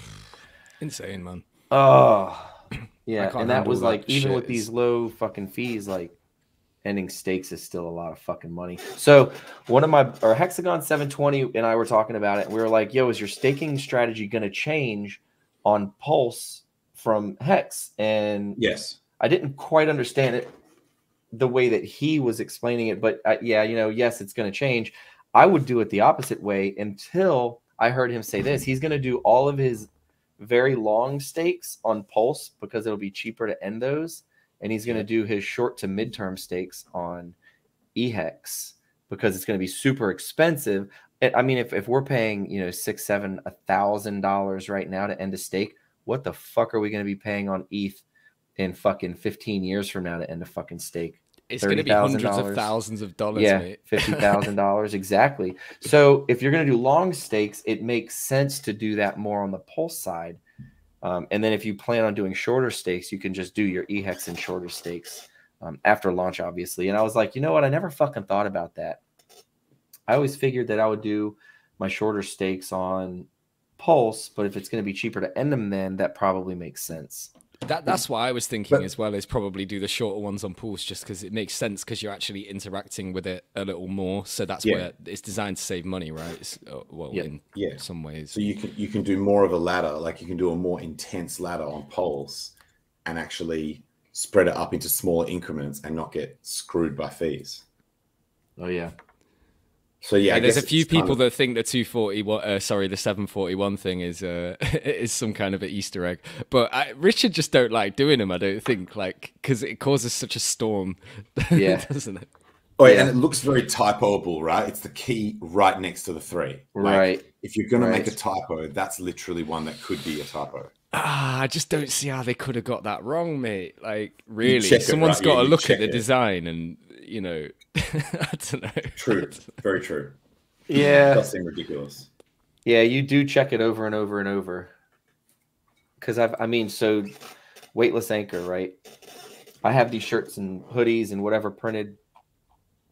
So I'm also going to do this, right? Side note, let me jump away from that. When I print shit and I get shirts and stuff like that made, you check it multiple fucking times. So like we sell these hoodies and they're like super lightweight. We've got heavier hoodies and thicker hoodies and then shirts and then, you know, like Under Armour shirts that we make. And like this on the website, I think is like $60. But I was talking to my wife the other day and we were talking about the koozie that I bought for the Louis bottle for the fucking champagne. And she was like, that's so fucking I've seen ridiculous. that, by the way. That's really fucking cool. Wild, right? So I told her, I was like, what we need to do is we need to raise the cost of these hoodies to $600 fucking dollars. And I guarantee that we would sell more. Right? What do you think? Well, I don't fucking know. I mean, I've worn Louis t-shirts and they're exactly the same as a non-Louis t-shirt. It's just fucking Louis. So if you can just create value in something and just throw a fucking high price. People like to buy expensive shit. People don't want to buy people buy stuff. Hex. People want to buy fucking $50 hex. You know what the fuck I mean? People buy stuff because it's expensive. They don't care if they like it or not. They just want to brag about the fact that they spend, you know, $800 on a t-shirt or more, you know? Yeah, I think Richard just explained that phenomenon once and maybe even gave the name for it, that with certain products, people want it to be more expensive. It actually gains desirability from the price being higher, not lower. It's like the opposite of normal goods. Yeah, it's like he talks about diamonds, right? Like you fucking hold them. Yeah, and then diamonds are abundant, man. They're fucking everywhere, really. Well, in certain areas of the world, anyway. Demand shit, right? That they're artificially restricting the supply. They've bought all the diamond mines. Subtly different.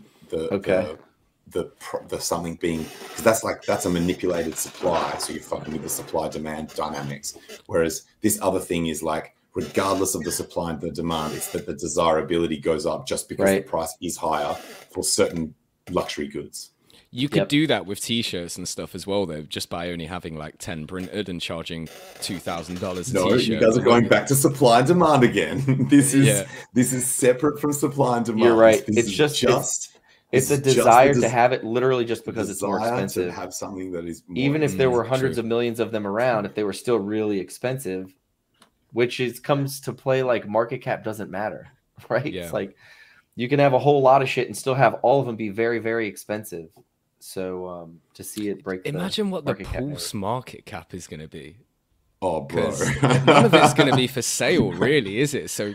I mean, some people are going to take profits, but I heard someone put 28 grand in the other day and got less than people got for $100 day 1 through 5.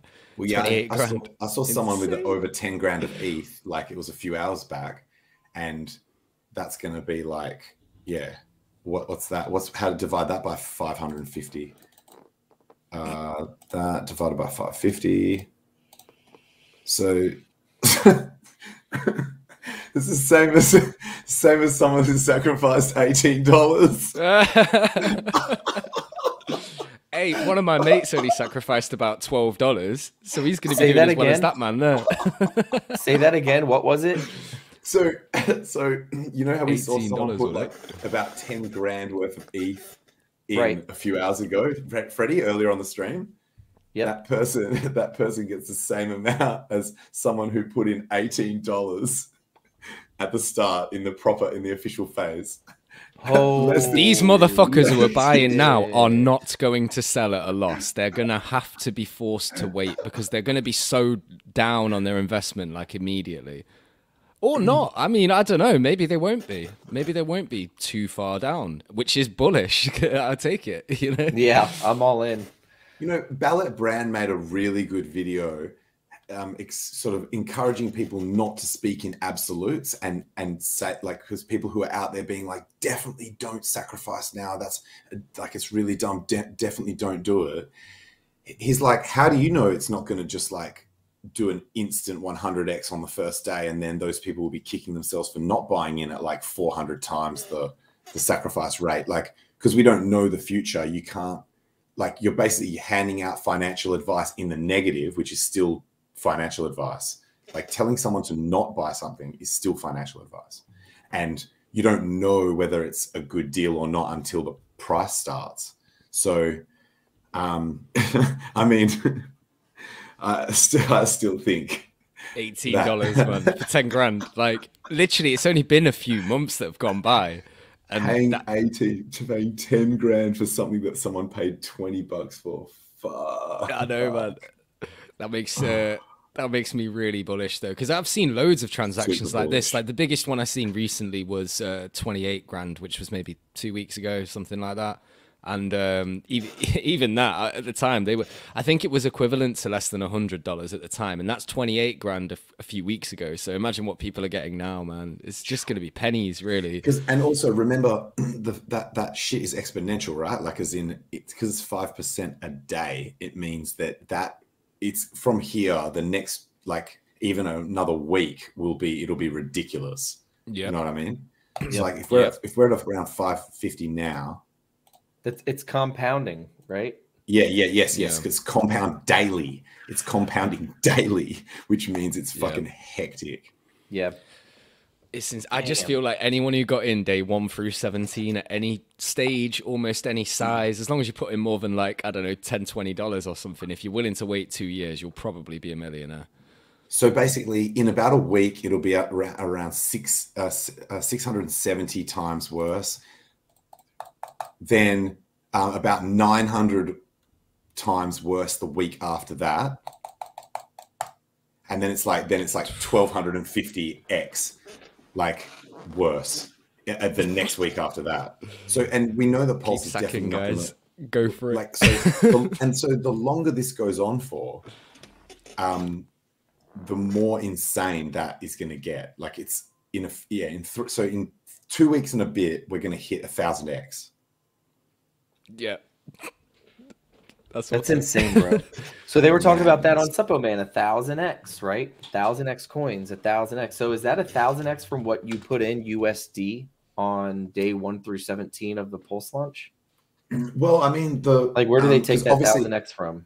Are they taking the 1000x from the dumbass who just paid $18 for the same amount as? I guess we're just looking at this is just by the rate, right? Like, it's just purely based on the rate, when realistically you're right that it does depend, because it depended what you sacrificed and when you did it, and because that price was obviously for that asset was changing throughout the sacrifice phase. So it matters what you sacrificed and when, and so what the price was at that time.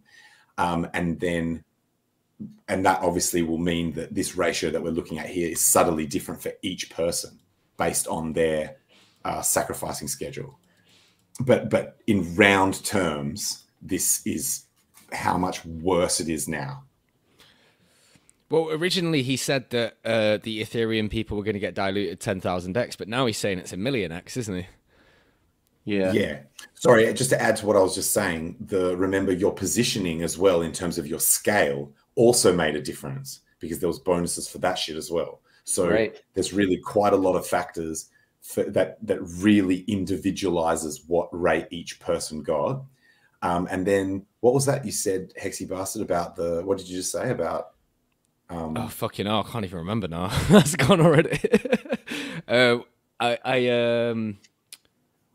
Oh, it doesn't matter. It's gone. Sorry, man. It was just because I had a comment to make on that as well. Sure.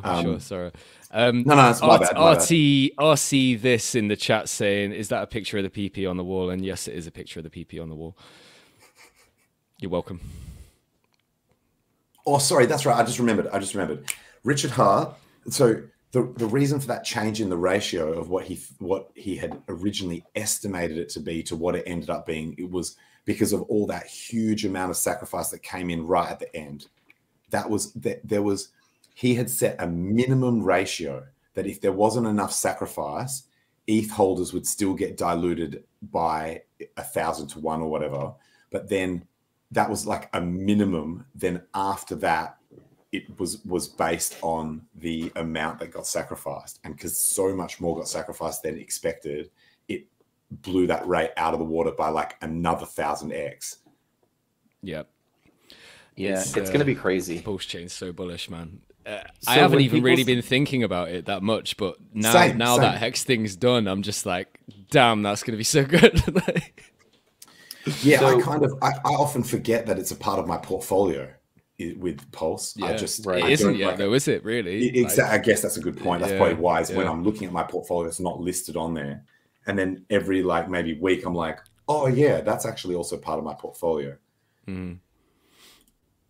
It's wild, man. Because when you look at that, right, and you retire from Hex, and that's where I'm at now, and I'm on a fixed income. With that, I only think about income in Hex terms. I don't think about it in Pulse terms or in P-Hex terms or Hex terms and not E-Hex terms. It's only one, but everything is about to drop, right? We're duplicating our Hex stacks. We're fucking getting a big, Pulse drop coming up. And then I think about that. And my wife, she's in the same scenario, right? She's going to retire by the end of the month. She's like, oh, it's so crazy to think. It's kind of scary, blah, blah, blah, blah, blah, this and that. And I'm like, yeah, but when we talk about this stuff, we're talking about just our Hex. We're getting a copy of everything. Plus, we're getting Pulse to come in on top. And what if we see a 10,000x on fucking Pulse? What if Pulse goes to 10 cents in the first year? And then we just think about those numbers and we're like, what the fuck? Oh, mate, if it does that, I swear. It's fucking crazy. Man, in 1 year. If it does that, I'm never selling Hex ever. Right. You wouldn't have to. Never. You wouldn't have to. But then what becomes more valuable at that point? Yeah, Hex is printing out more Hex, but Pulse, you can basically delegate it, right, to a node, and then or do yield farming, what Richard's talking about. I mean, all of those things are going to be good. Wild. Right? They're all going to be really, really good. But I think for me, it's just so fucking much, man. I believe that Hex is going to be the one that in the long run does the best because it's actually designed to do that, right? It's designed to actually increase in value, whereas Pulse Chain needs loads of users, Pulse Swap needs loads of users, or whatever it's going to be called. So Hex actually doesn't need that many users. We've done so well with hardly any, really. Imagine if we 10x'd our user base, what would that do to the price right now? Yeah, fuck. It would act as a square, right? That's what they talk about. I haven't heard this before. If we 10x the user base, it would 1,000x the price? Is that right? Oh, shit, really? All right, it acts as a function of the square. Am I fucking that up? Are you talking about network effect? Yeah. If we were to onboard 10,000 or 10x the users? I don't think it's directly related to price. I don't think there's a direct relationship between number of users and price. But actually, sorry, I guess they do say it's a function of the square. Sorry, right? They do say it's the value of the network. So I guess that is price related. But yeah. I don't think there's going to be. I was actually. Go on, tangent. Sorry. I was thinking the other day about network effect to do with. Oh, look who it is! And the thing is that network effect relies on there to be like interactions between those users, right? Like say a telephone network. It's what's up, bro? Fuckers can call each other up, right? What's good, Cookies? But yeah, what's good, buddy? With Hex is the network is largely not interacting with other users. So I don't know if the network effect actually applies. It's like each person is making stakes. It's like you're like interacting solo. So you are on you're on the same platform, but it's like a platform where you act completely individually. So I don't know if the network effect even applies to Hex or doesn't apply as much. I don't think it would, because there's never been anything like Hex out there. So there wouldn't really be a parameter to measure it by. Because I know the one that you're talking about, and it is like what you would gauge like Ethereum from, or even like video games and stuff like that. Like, yeah, it's like network interactions, and in Hex we don't really interact with each other. I mean, technically you can send Hex to other people, but no one fucking does. Like, really? No, not really. So I mean, I didn't come up with an answer. I was just thinking about it the other day, and I'm like, fuck, does this network effect shit even apply to this shit? I don't think it does. So do we have a new person here? I've got my thing went down. Yeah, Cookie Boys, what's good, brother? Yo, Cookies, what's up? What's up, bro? Hey, how you guys doing, man? Doing good, mate. Doing good. Nice to meet you. About to roll up first smoke of the day. Nice. Yeah, the Hex bag. I had to go and get one before I got on, man. I don't smoke in here, but this like next year I'm gonna move house, and then I'll be able to do really good streams, because I'll just I'll have a spot for it. Perfect. Perfect. Hell yes, that looks delicious. What's the flavor of the day, Cookies? Kush Mints times Runts. Okay. Kush Mints times Runts. Does it have a specific name itself, or is that just you can just call it Runts Mints, I guess. Runts Mints. Runts Mints. Yeah. Is it it's a hybrid? Is it one more dominant than the other? Sativa or I would say it's pretty even. Good. But it's got that nice indica high that you can work on, you can chill on. Think and function, yeah. Yeah. What do you guys smoking? I think this cart is, I want to say Blue Cheese, or maybe Blue Dream. One of the two. Blue Cheese or Blue Dream. I'm not sure which one this one is. I got them both at the same time. Huh? They're just good, man. They give me that energy, and they let me, you know, they don't put me in the couch. Yeah, it's a good sativa. Anything cheese is a really good sativa. I have no idea what I'm smoking. I'm smoking whatever my dealer gave me, man. Like, I think it's some kind of haze. I don't know. I don't care. Nice. That's how I can't walk up to a shop and like pick a brand over here. You know what I mean? I have to do it the old-fashioned way. Sadly. Are you guys both over in the UK or what? I am. You're not. Are you, Tangent? You're over Oz. I'm Australia, but yeah, our shit is still. I mean, obviously at the moment I'm streaming from an undisclosed location that may or may not be within Australia, but yeah, weed is still illegal in Australia. Do you have to scan a barcode to leave your house yet? Or fuck, soon, man, soon. It's coming. It's coming. I think he's from Saturn. I shouldn't say that. I actually think we're winning hard on the whole freedom aspect. I think we're winning. Good, because they tried it hard with you guys. Like, you guys got it very bad straight away, and I'm glad that people are like fighting back. Out, man. I think a lot of things are getting a lot better fast. So I think there's a lot of hope. They're trying to pull that shit again over here now. They're trying to ramp it up again, but I don't think they've got any chance, mate. Like, there's too many people who, even if they're not like, I don't even know what the term is anymore, because even woke got destroyed by the whatevers who did it. But like, I'd say like awake people, you don't even have to be like fully awake to understand this lot's bullshit, right? So regular people can cop on to the fact of what's going on. So that's a they've got really no chance, good point. That's a really good point. I have noticed that people who even normies get it. Class it's weird. As awake are onto this shit. You're absolutely right. What's it like in the US at the moment? Terrible job, man. If this actually was planned, what an absolutely weak ass they job fucked they've it done, right man. up, mate. Holy shit! Yeah, but it almost makes me think plan. it wasn't planned. It was a global plan for them to try to shut down the whole economy over the entire world, so then they could usher in, the digital CBDCs. They're trying to have their own control. Yeah, their own cryptos, and they're trying to shut everything down. And that's what they're using the virus to do, to usher in the New World Order and everything that they. The thing is, it's not actually the virus that they're using to do it. It's actually the test that they're using to pull the world over everyone's eyes, basically. And that's where they fucked up, I believe. Well, yeah, because sooner or later, people have to step back and say, what's really going on? None of this actually makes any sense. Mm-hmm. Wait, I saw this really good video today, and I actually tweeted out the link. And it talks about, because I've always sort of thought, like, it's possible that, like, we have collectively created this situation, and that there's no like person or people who are actually trying to do evil. It's like a collective wrong, like a collective like a component of the human condition that we're like, it's part of all of us. We've all contributed to this kind of like fuck up. And well, you contribute by complying, right? So they always give you an option in some way. Like, I guess that's true regardless. Yeah, that part's true regardless. Yeah. You have to choose to go along, but yeah. But this video had basically, like, it was like a funny video, as parody. It was a rap song, and it had like a pyramid in it that had from like the eye, all-seeing eye at the top, like global elites, right down to the part of the pyramid that's like the debt slaves. And so you think that's the whole pyramid, and like we're at the bottom getting fucked.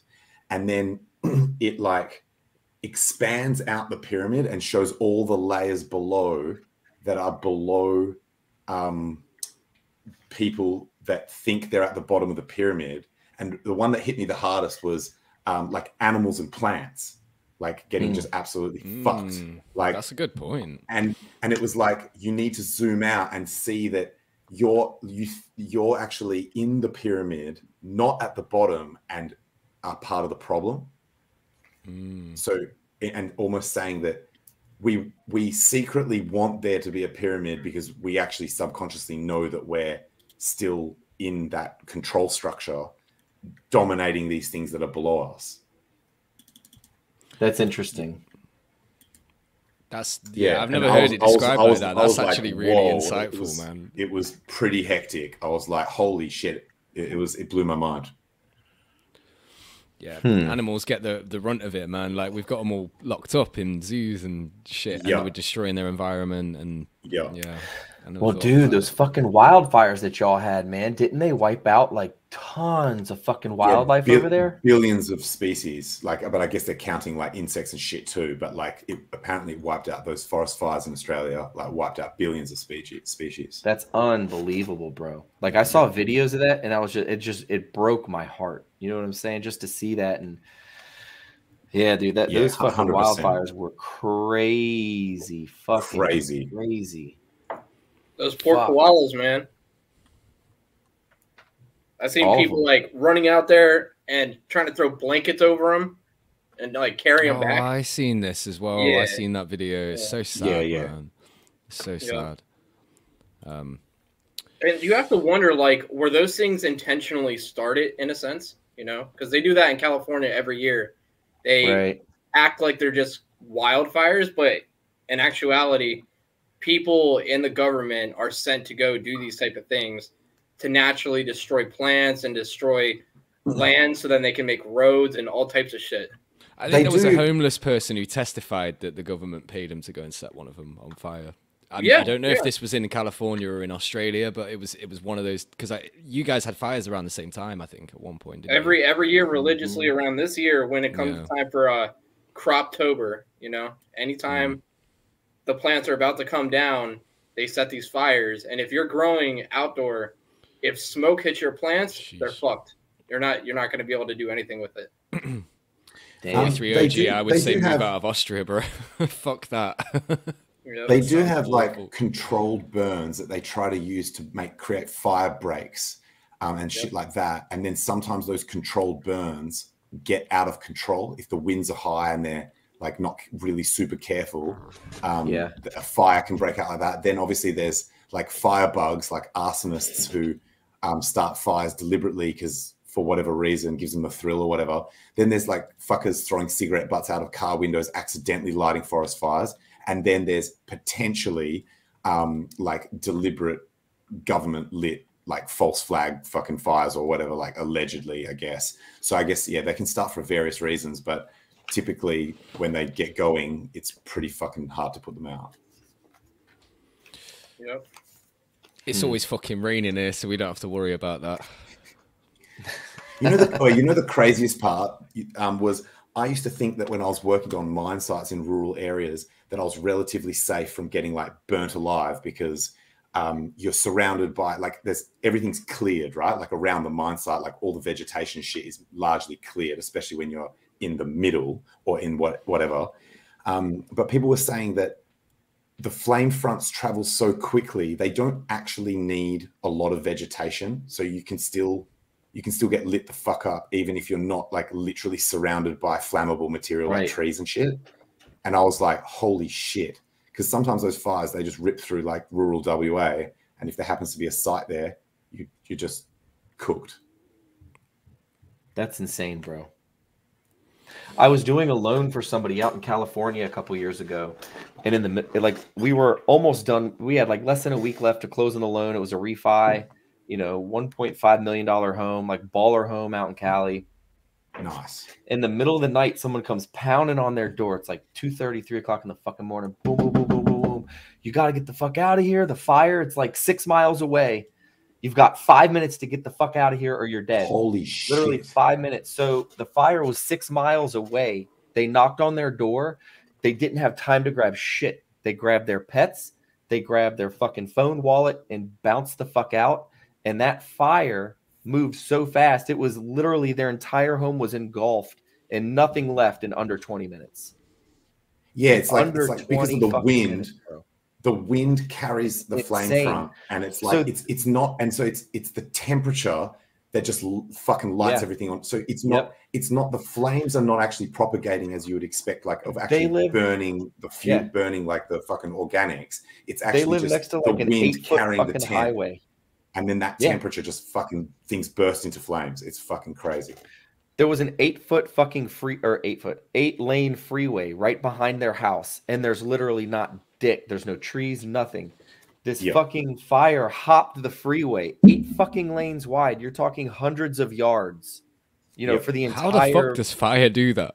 It's because of the wind. The temperature, it's the flame front. Like it's like so jump the highway and then burn down this entire shopping complex. Like a fucking there's mall. This if you guys are interested, you can look up, it's called Marijuana Mania, and one of the episodes on Marijuana Mania, they actually go to Humble and show you this past year or 2 years ago how it literally destroyed so many towns, so many homes. There's like literally nothing left, and it's been like that. And that's one of those things where the wind, when it picks up in the mountains, it goes because the wind comes over the mountain hills, and it just literally will wipe everything out if there's any fire up there at all.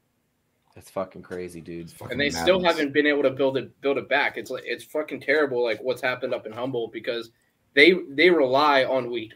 They rely on all their outdoor growing, and that's what those farmers, they literally spend their whole entire year planning for that to happen, get their grow, get their money, just so they can live through the next year until Croptober or harvest season. And every year for the past like 4 years, it's been nonstop. There's just been wildfires. Yeah, dude, it's so fucking crazy. Real quick, I'm gonna throw a couple minute warning out there. I don't want to rug pull on everybody, but I have this hockey game to get to tonight, so I've got a little bit of time. I've got maybe 10-11 minutes to keep rolling, but then I got to jump off, and I don't know if one of you can take over the stream or whatever, but I actually need to go to sleep. I was actually saying to Hexy Bastard before we started, I was like, I don't know how long I'm going to be staying on because it's 4 a.m. here now. So holy shit. Fucking hell, man. so if you rug pull, I'll just go to sleep. All right. I think I'm also I do have a little bit of time, but I need to go run an errand real quick, and then we're bouncing out of here in like 55 minutes. So, yeah, I got to be ready. Does anyone want to do some shilling or some shout outs? I did a bunch of shout outs for everyone who was there. Oh, let me promote the Hex Road Tour real quick. I know I already have, but the road tour, man, if like they come to your city, everyone just hit it up. They're in DC tonight. So Cabana, myself, some other Hexicans. We got a Sky Suite at the Caps game, so we'll be out there tonight hanging out with Black Hexican and A-Bit and Patrick, and Kareem is going to be in town tonight, so I'm going to kick it with Kareem. He's an awesome dude, man. Every time I get together with him, it's just so much fun. Marco the Hexican, let me shout out Marco. He's the coolest dude in real life too, man. Like everybody, all the Hexicans that I fucking meet in real life, everyone just is so fucking awesome. So let me give Marco a shout out because got to meet him at the birthday party in New York last week, and just a fucking awesome fucking guy. But yeah, it's going to be a shit ton of fun. But yeah, I don't know. I didn't mean to jump in and cut everyone off. Cookies, anyone you want to shout out? Or I was going to ask quickly, Freddie, about that because you guys did a party at the same time, right? How did that go, bro? It was so much fun. I mean, the Hex Road Tour, the U.S. Road Tour, they're like just absolute rock stars, man. They're so organized in the way that they have everything set up. It's just fucking so legit. It's so well run, and it runs like a well-oiled machine. Like I don't even really know how to explain it, but like they had a lineup for us, and then we showed up, and literally the entire day it was like, boom, this is next, boom, boom, boom, boom, and they kept the party moving. We were in multiple different locations throughout the day, but it was so smooth and so fucking seamless. Like I don't know, man. It was just fucking awesome. It was so cool. And then the party at night, when everyone else showed up, the venue was super awesome. We had like, it was a multi-floor venue, and there were different parties going on different floors. And we had the 4th floor and then the rooftop. So we had like the top, and it was fucking so awesome, man. Like I'm sure there was a bunch of video taken, pictures taken. So I think they're working on a documentary to put out, but it was so fucking cool, man. How many people turned up for that one? I think it was like 150, maybe between 100 and 150. I don't know the exact number, but I went back and I was watching some of the streams, and every time I saw one of the streams, it looked empty in the venue that we were in. Because it was weird, like all the people would migrate to the roof, and then all the people would migrate back down to the main level, and then all the people would go back up to the roof. So like the videos, there was videos where people are walking around and it looks super empty, like fucking nobody's there. But it wasn't. It was packed. It was awesome. There was an awesome fucking turnout, man. So many people. Super cool. That's really cool, man. That's really cool. Fuck yeah. Fuck yeah. One day I'll get over there. And I'll come to one. I want to come Hex Vegas at some point, like probably not next year, but the year after, when I've actually got some gains. You know what I mean? Nice. Do it then. Nice. I hear you, brother. Are you about to blaze that down, Cookies? This location I'm at right now, I'm not allowed to smoke inside, right? Unfortunately, but yeah, I will be smoking this here in a couple minutes. Nice. Gonna step out. I don't need no help. This is all personal. Tangent, are you guys doing late night tomorrow morning? Oh shit! Or in like 12 hours for you? Oh yeah, fuck.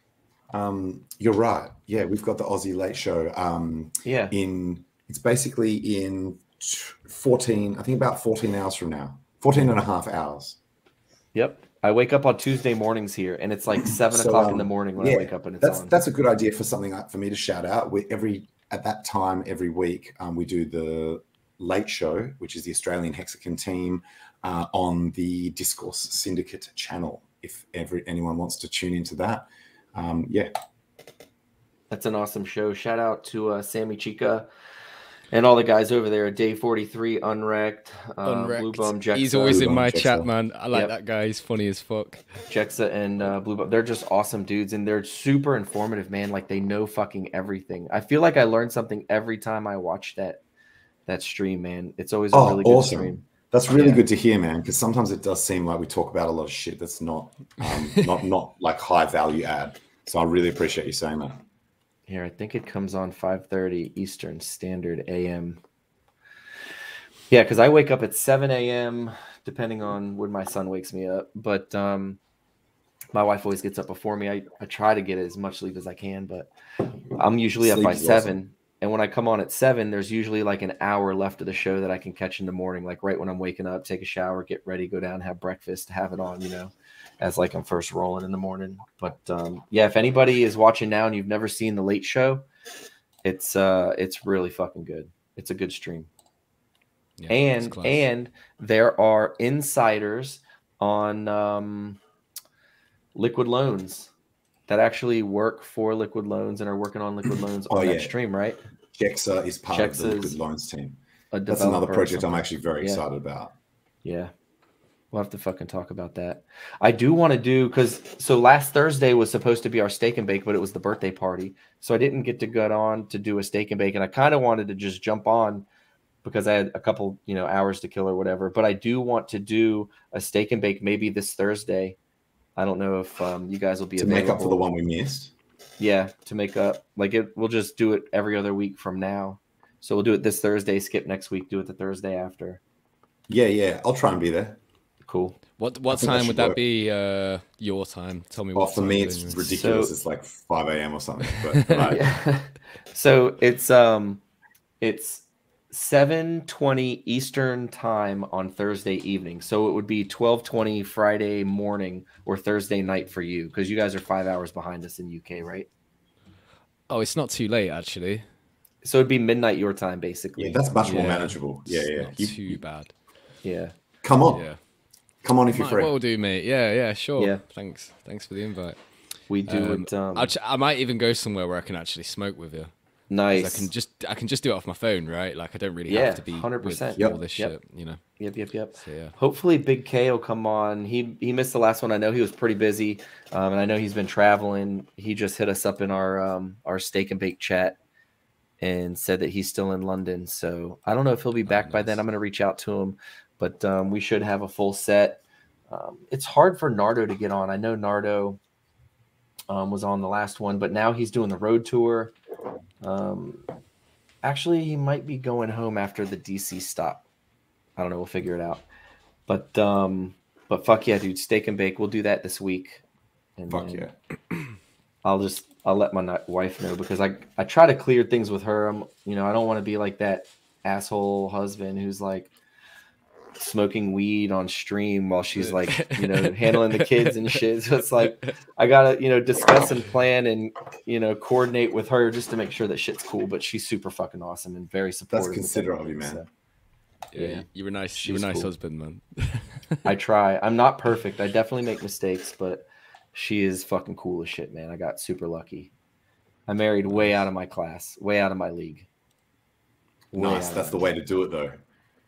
Yeah. So everyone talks about like life or wife-changing gains in Hex. That term, the first time I heard that made me laugh so fucking hard. Me too. Man. Yeah. Wife-changing money. I've heard it first from Ran.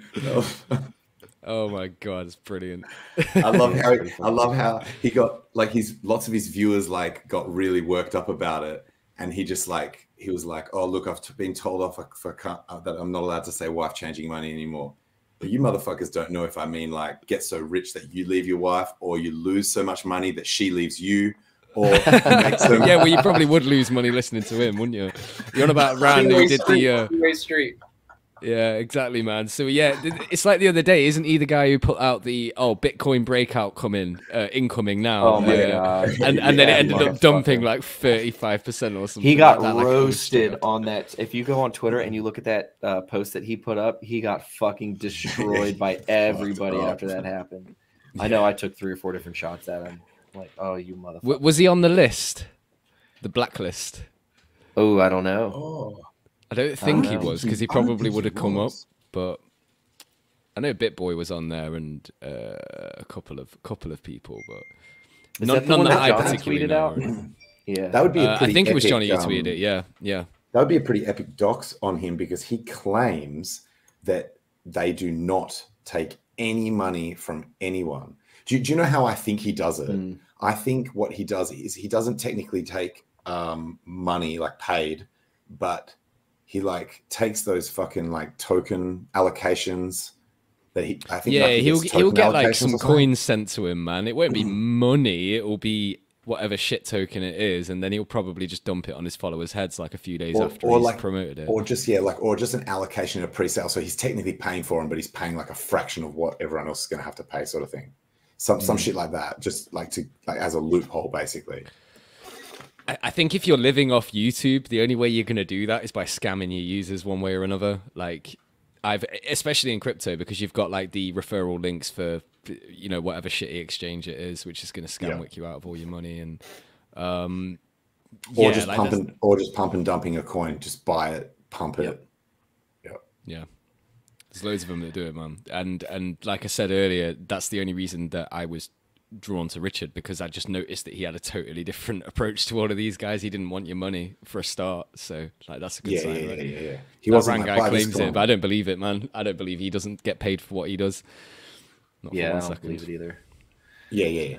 Tangent, I know like why you set your limits on your fucking streams to like automatically end. It's like so hard to end a fucking stream because like you guys start talking and like the energy's going and the vibe is up. Like I hate fucking ending the stream right now, especially we're at like our highest viewership. Yeah. I think we got 46 people watching right now. Like that's close to the top of where we've been. But I appreciate everyone for coming on just for impromptu, man. I saw Tangent streaming earlier. I was like, hey, you want to blaze? He was like, yeah, let's blaze. I was like, all right, cool, let's do it, man. Nice. So then Cookies Thanks so much for putting it together, man. This has been fun. Hell yeah. We'll have to have more sessions now. Fuck yeah. So let's try to, if you guys can all make it on Thursday, so 3 days from now, and hopefully we can get that set up. And then other than that, anybody you want to let everyone know where you're at or where they can find you at? You can find me. Hexy Bastard. Oh, sorry. Yeah, go Hexy. Yeah, sure. So it's just at Hexy Bastard everywhere. I do a YouTube show every Sunday, which is the UK Hangout on my stream, and then I do random, occasional, a bit like what Tangent does, just like a little bit of looking at the chart, having a chat with chat.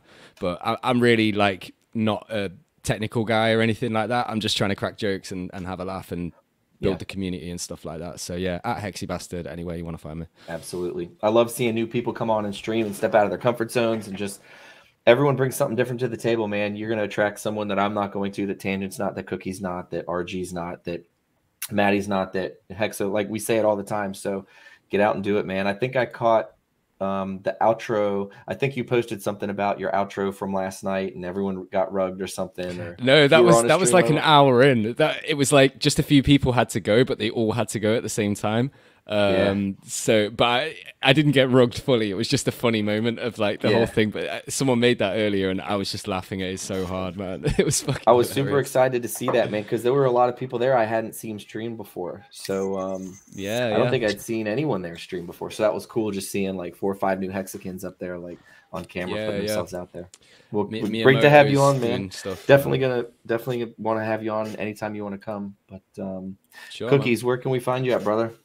On Twitter, it's Cookie Boys. Replace the O's with zeros, and then Instagram is cookieboys.io.